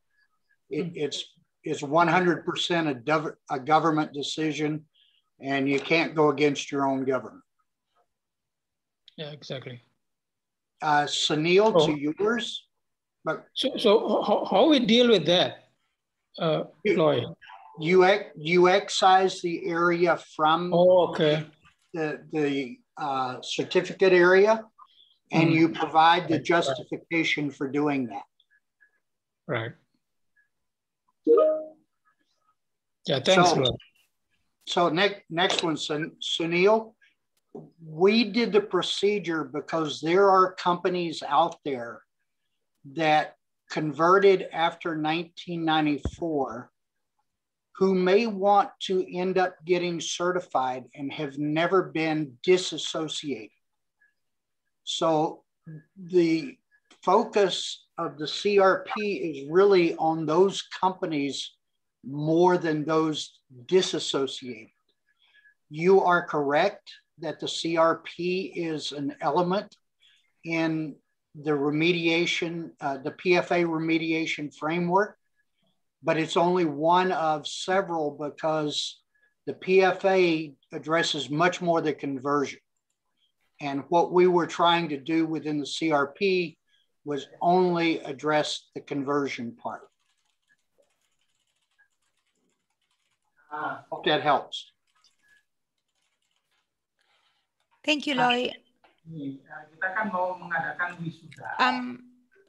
I'll ask everybody that are now speaking to please mute themselves because I can hear there's some background. Thanks, Loy, for those clarifications. Then I think we can clarify Diane's question. Anna, I think it would be a question for you probably as it refers to the remediation framework. And it's asking if FSC has foregone opportunities of the communities due to conversion, if this had been discussed and included in the remediation framework. I believe so, but maybe Anna, you can comment further. Yeah, so Diane, in terms of questions for communities, what we set out is the methodology for how a company and communities should start to make arrangements. Yeah, we just need to mute a couple of people. Let me just see. Try not to mute the interpreter. I can yeah, okay, you can do that. Like. Yeah, great. So we set out the procedure and the steps, but we don't actually say line by line what needs to be discussed because each case can be so varied. So has an issue of foregone opportunities of communities due to conversion being discussed and included in the remediation framework? Well, not specifically by line. Certainly, it's a topic that's come up in the stakeholder working group that was working on the APP draft roadmap. But we, as I said before, we set out the process rather than the topics. And we would expect that in any good process where communities had a proper voice, where it's overseen by the governance body that we've set out, where representatives of communities are included, not necessarily the communities themselves, but representatives of rights holders, where that process is overseen by them, then there will be plenty of space to discuss this kind of topic. So back to you, Amparo. Mm-hmm. Yeah, thanks, Anna. I'm looking into this, the anonymous question that is now the next one in line in terms of popularity. It relates to the CRP, so perhaps to hand over to you. And if you can attempt to answer the question, I have to say I don't understand the question all too well, but it's saying, considering the intent of the CRP is to incentivize remedy and restoration, all these steps with milestones need to be done for 100 hectares, quoting earlier. How does the technical working group and FSC see this CRP as incentivizing forest managers to restore? If you want to comment to this, Stu, I mean, I believe it's just more like sharing their thoughts on this, but. Yeah, thanks, Amparo. It is a concern in the technical working group as to how do we incentivize forest management to restore and to actually just comply overall with the intent of FSC and to be able to be certified, but at the same time, and again, it comes back to this issue of not opening new loopholes where people can come into FSC with the wrong intent. And that's where the problem comes in. And again, if anyone has any solutions, even on the call today, I'd love to hear how we go about incentivizing forest managers to restore degraded land whilst not putting in place a lot of complex systems that they need to implement. Thanks. Thank you, Stu. Yeah, definitely if somebody wants to comment and really provide us feedback on how to better achieve that balance that we're striving for, please raise your hand and I'll be sure to give you the floor so that you can share your thoughts with us. I think also for you, Stuart, to answer is the question from Hema. She raised it at the very beginning of the presentation. Why are we using the cutoff date of October 2021 instead of what NGOs have been asking for, which is January 2020? What is the reasoning for that decision there? Thanks, Amparo. I think the reason for this is because the FSC rules, FSC looks at it, and wherever possible, we don't implement rules retrospectively. So the actual effective date would be the effective date that it is approved and implemented into FSC. Prior to that, people are unaware of what they actually have to comply to, so it becomes difficult if we retrospectively backdate policies. And that's the reason anyone at PSU who can add to that is welcome. Thanks. Yeah, so I can add to what Stu has explained. So the working group has discussed the joint letter from NGOs and also have considered the AFI's proposal for the cutoff date. But as Stu has mentioned, that the working group has reached consensus that this policy will only be effective together with the conversion remedy procedure once this document becomes approved by the board of directors. And then this new cutoff date will be the effective date of the policy. And so because they, as Stu mentioned, they understand, they recognize there are a lot of difficulties and complications retrospective application of the new rules can create. And the other note on that is that when we're developing the fourth draft of the conversion policy, the policy has been shared with the legal team within the FSC International. And so they have provided also legal feedback in terms of setting the cutoff date, and then that they suggest that should be the effective date of the policy. So the working group has had considered different reference of information and then made this decision. Thank you, Jan. That was clear. Then I think we can move on to the next question from Hema, which I think might be a misunderstanding. She's saying, like, why has FSC not hold off on consulting the FSC Remediation Framework until we had one streamlined document, considering that we are planning to merge with the conversion remedy procedure? But I believe that is not the plan. I'm going to hand this question over to Anna, if that's okay, Anna. Otherwise, just let me know who you think would be most appropriate to answer this. Okay, I'll give it a go. Okay, hi, Gemma. I think you're a bit of a step ahead of us on this one. There is, as yet, no plan to merge. So we need to keep talking within FSC about what the next best steps are.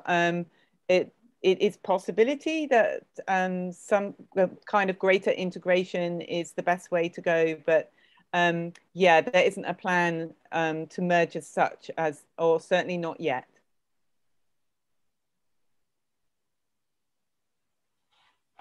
Thank you. We have another question, in this case from Yayi Yahya, about the identification of social harm. So I believe this is more related to the remediation framework. Maybe Shiz, is this a question that you could perhaps speak to? So we hear also from you. The question is, what are the criteria of social harms, thresholds of size of impacts, etc., that are eligible for remedy under this policy? What criteria of social harms? What is a remedy? This policy means I assume this policy for the PFS side. I think it is for the conversion remedy policy side. I think that Yanli can answer. But for the PFA or remediation framework side, the criteria of social harm is basically the violation of human rights or traditional rights as defined in the policy for association. And if it's violated, that meets the criteria of social harms. Is it okay, Anna, if you want to? Yeah, I think so. It's like there are so many different social harms that are possible. You're asking Yayi threshold, size of impacts, etc. I mean, actually, the social harms they may appear quite small. They may just involve one household, but obviously for that household, it may not be a small issue in the slightest. It could be life-changing. So we don't have anything about size of impacts. What we set up again is the procedural way forward. So we have a requirements for grievance mechanisms. And that would be the main way that issues of social harm are collected. So a complaint could be made via that by anybody, and there's requirements in order to make knowledge of that process available to people in a culturally appropriate way. So no good just having it in a small place on a website. People need to know about it in a way that they're likely to find out. So using other ways of communication. And then also there's human rights impact assessments and due diligence procedures are needed. So that's another way that these social harms can be captured.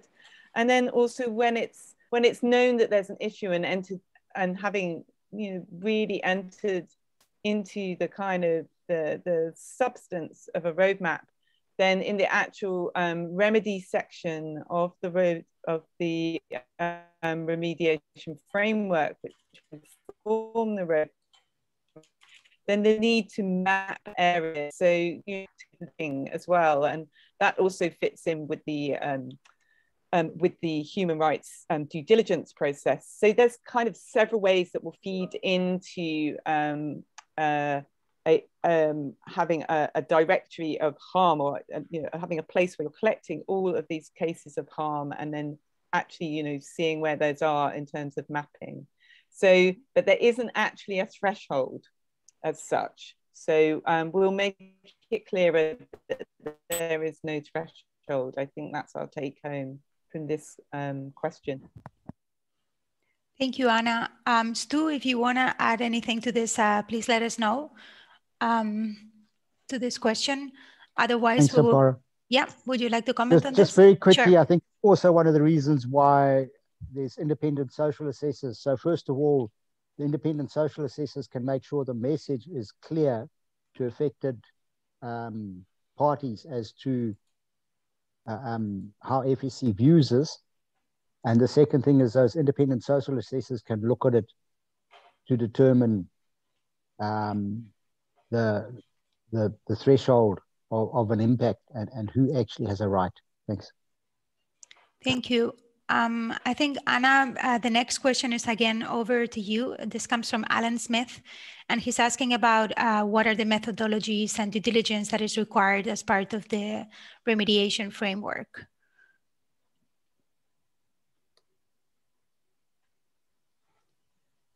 Okay.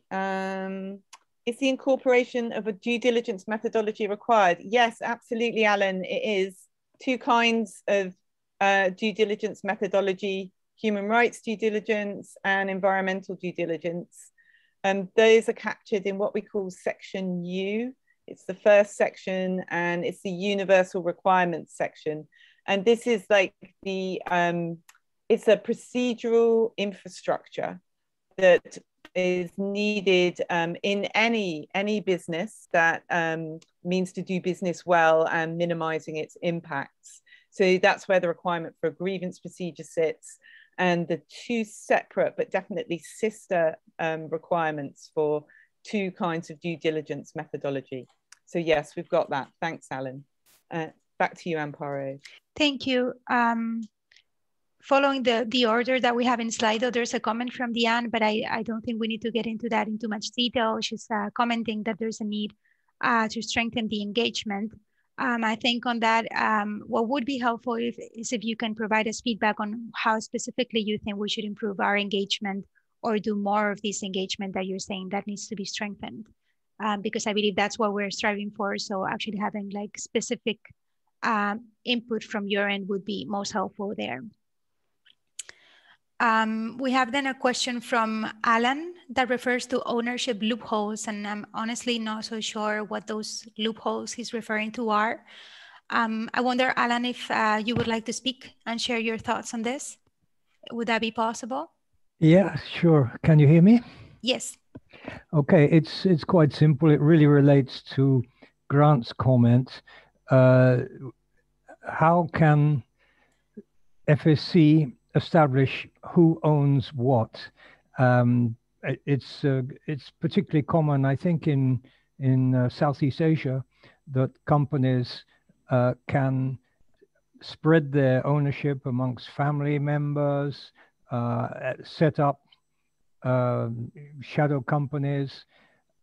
This is really a problem, and I don't know how it relates. There has been something from Richard Donovan, I believe, on this subject. So a very quick explanation of what's going on would be helpful. Thank you. Okay, thanks. If somebody from our end wants to comment on Alan's question, please let me know. Anna or Jan, if you would like to comment to this. I think maybe it's better to start with CRP or on the conversion side, because there is this white paper from Richard Donovan. So maybe if we start there and then come back to us.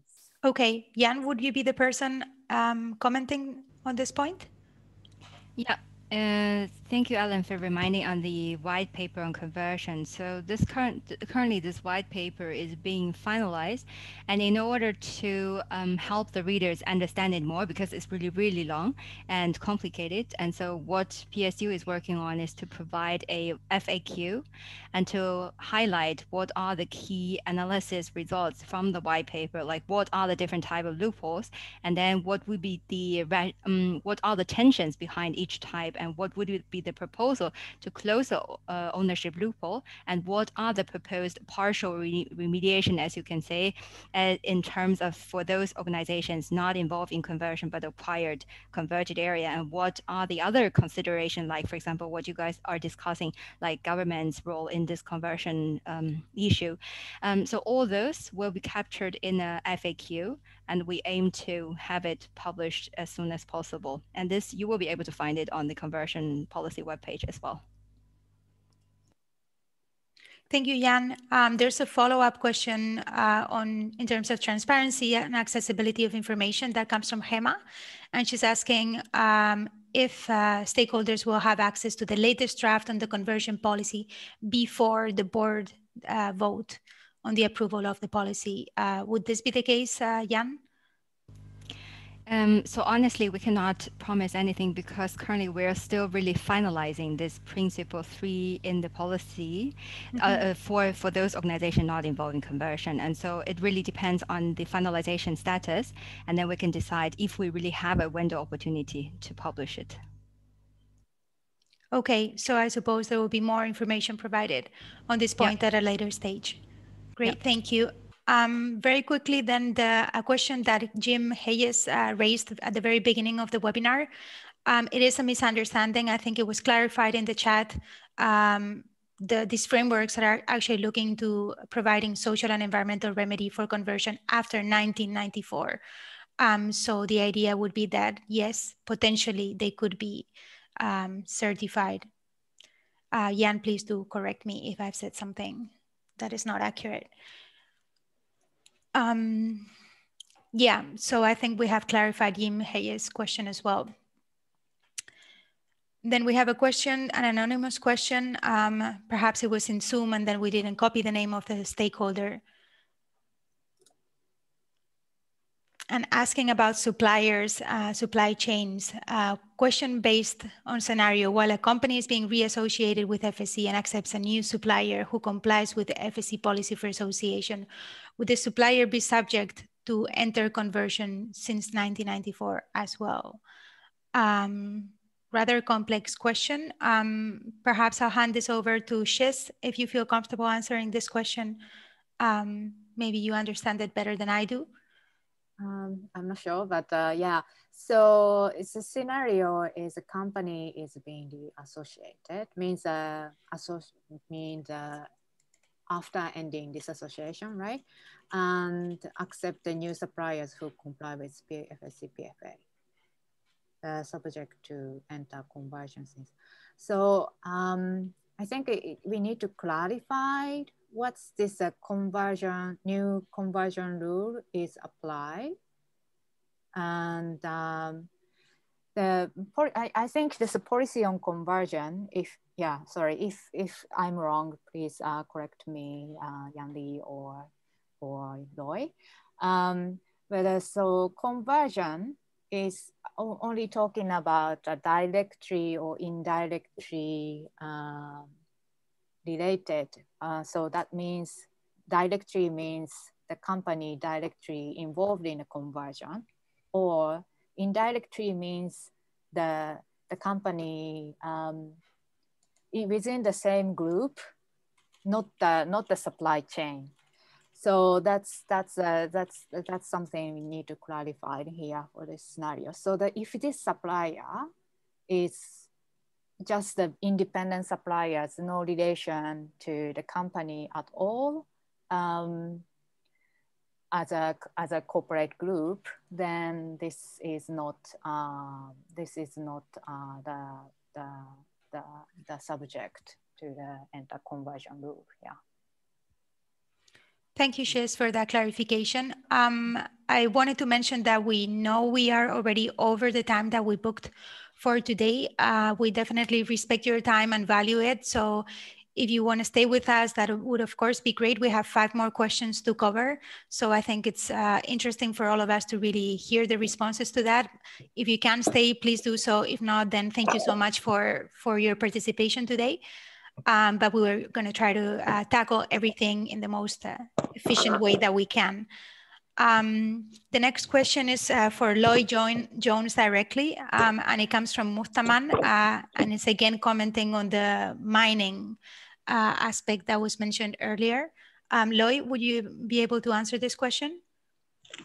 Well, I can try, but I mean, you know as well as I do that every situation is different in the field. You know, if in fact, as Grant indicates, that the mining company has something to do with the timber company that's holding the license, then they're going to have more control over that than if it's a completely different company from outside the concessionaire holder. So I think you got to take each situation and look at it. Grant's absolutely right. I mean, if I'm holding a forest management concession and the government's going to try and put mining concessions over my concession area, I'm going to lobby like hell to make it not happen. But that doesn't mean it won't happen, you know, because typically the concession license is for the trees and maybe for the soil, but the mineral rights are still held by the government. They have that legal right. Does it work well? No. it creates major headaches.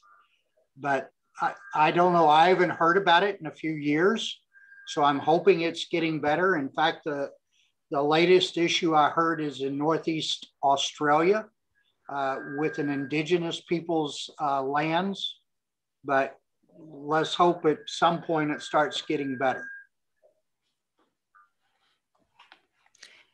Okay, thanks, Loy. Yeah, I agree that you really need to look into the specific details of the, of each scenario to be able to answer questions like this. It's hard to answer in general terms, I believe. We have a question that is anonymous, and I think it's, again, just a clarification of what the 1994 threshold means. How is the past conversion timeframe applied to associated organization if forest management unit entered into conversion and is accounted since 1994? I don't think I'm going to hand over this question because we really have answered this in detail, but it's really just coming back to the entire presentation where we're setting the framework for establishing social and environmental remedy from 94 onwards. And there's, again, that same question from Yayi, or coming from the same angle. So I do believe there are misunderstandings. Otherwise, if somebody from the conversion policy team wants to add to this, please let me know and you can have the floor. Then moving along, and some additional questions on social harm. Social harm originate from customary tenure or legislation, while conversion issue comes from constitutional legislation. What is the remedy procedure available? Jan, would you like to talk to this question? I mean, I think it's both frameworks, but I'm not sure about the answer. Jan, would you like to talk to this? Yeah, thanks, Amparo. I think I will need to refer to Stu for addressing this question from the policy perspective. Stu? Okay. I'm actually just trying to understand the question a bit. I'm not sure, would we be able to hear directly from the person who posted it? I guess they may be wanting to stay anonymous. This is Anna trying to give it a go too. So social harms originate from customary tenure or legislation, while conversion issue comes from constitutional legislation. Yeah, so I think that they're just trying to say that social harm can come from a different place to this constitutional legislation, and is there provision made for it coming from that different place, like when there's been a violation of customary tenure tenure rights, or perhaps a legislation, a different kind of legislation that's interfering with those. So I'm going to give this a go. So in terms of conversion, and obviously those social harms are just going to be addressed if they are in relation to conversion under the CRP. But with the remediation framework, because the policy for association has these 6 different policy elements, and policy element, which one is it? It's B, is violation of traditional and human rights in forestry operations.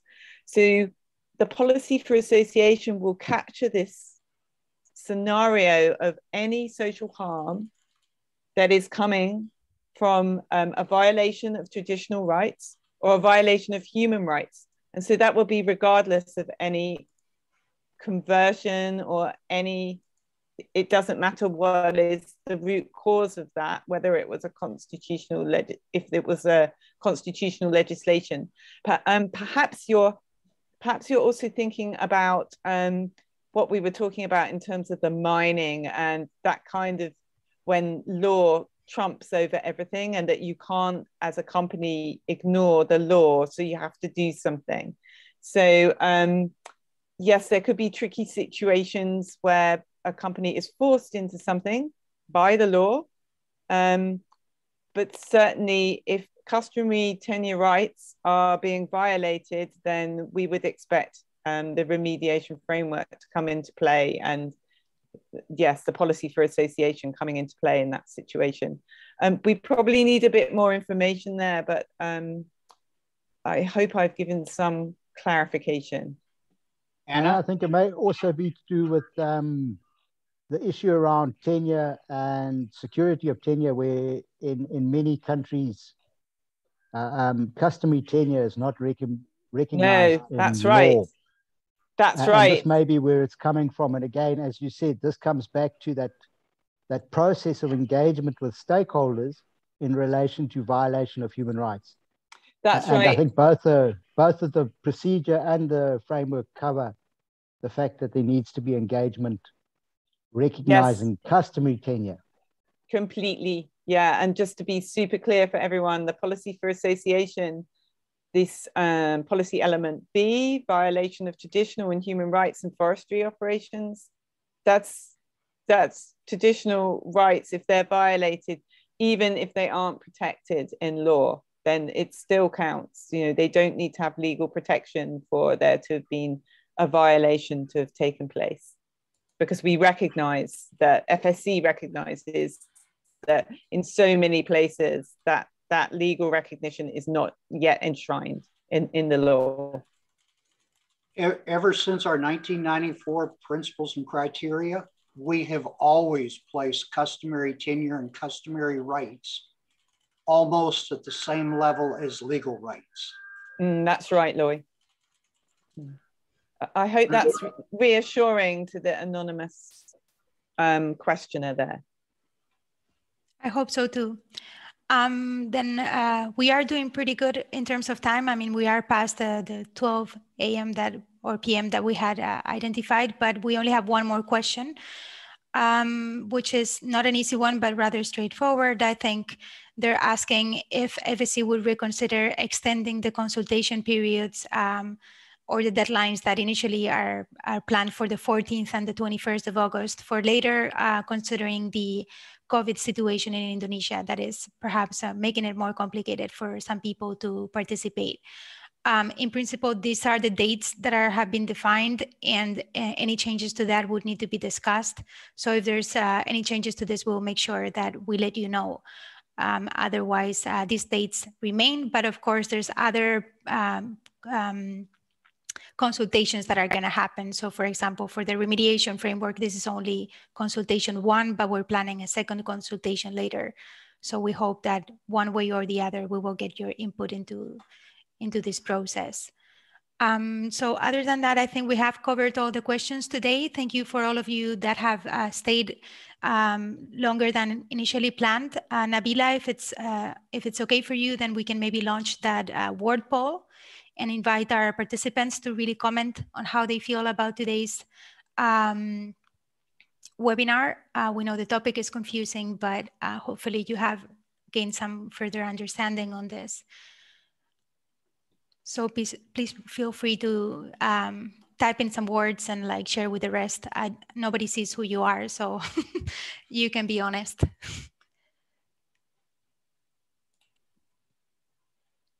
And you can also have more than one word. Yeah, more than one go.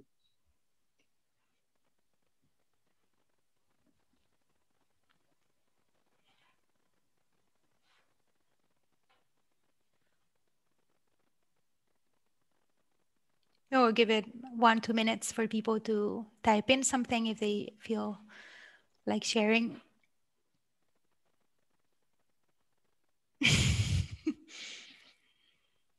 So far, the feedback clearly is pointing to complication and need for simplicity.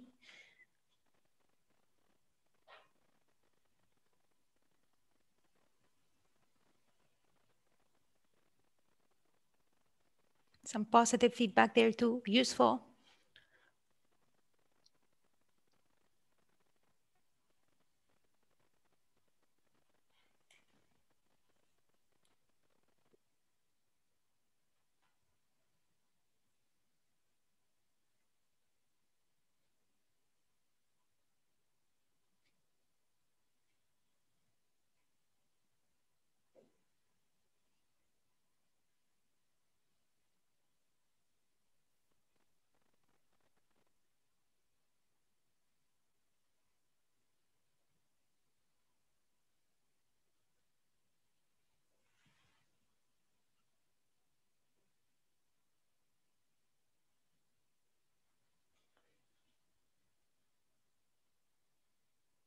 Some acknowledgement to our efforts also. That's quite nice to see. Good effort, important.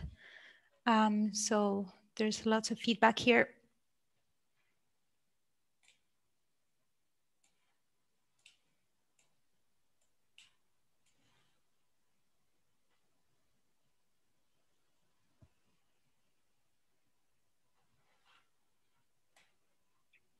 Okay, I think maybe we'll leave it here. It is really interesting to see how it kind of changes, at least for me. But I also think we need to respect your time.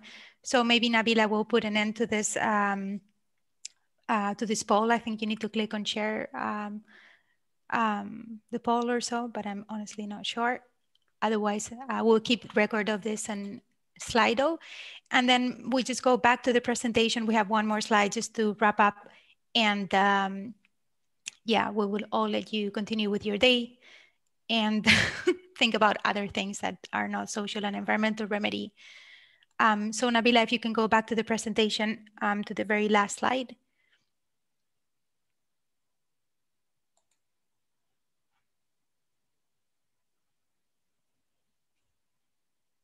Yeah, the takeaway messages.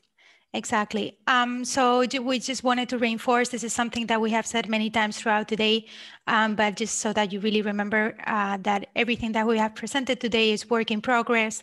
We do acknowledge the challenges and the needs for improvement and alignment, and we're definitely going to be working on that further. We are hoping to get your feedback. Often we don't know ourselves how to resolve things, so it would be great if you come with concrete recommendations on how we can align this and make it less complex and so on, as the word Paul was showing, that we need less complexity. So please feel free to show your feedback with us, and bear in mind that all these frameworks are right now a draft version, so we really have the opportunity of really changing them and improving them, and that we hope that you participate in our consultations by the 14th and 21st of August. If those deadlines change in any way, we of course will make you let you know. So thank you everyone for today, for your patience and for your time. And we hope that you learned something new today, and that you continue believing in FSC, and that we're going to be able to deliver good frameworks that ultimately drive positive impacts. So thanks everyone, and I will be closing now. Have a good day. Bye. Hi, all.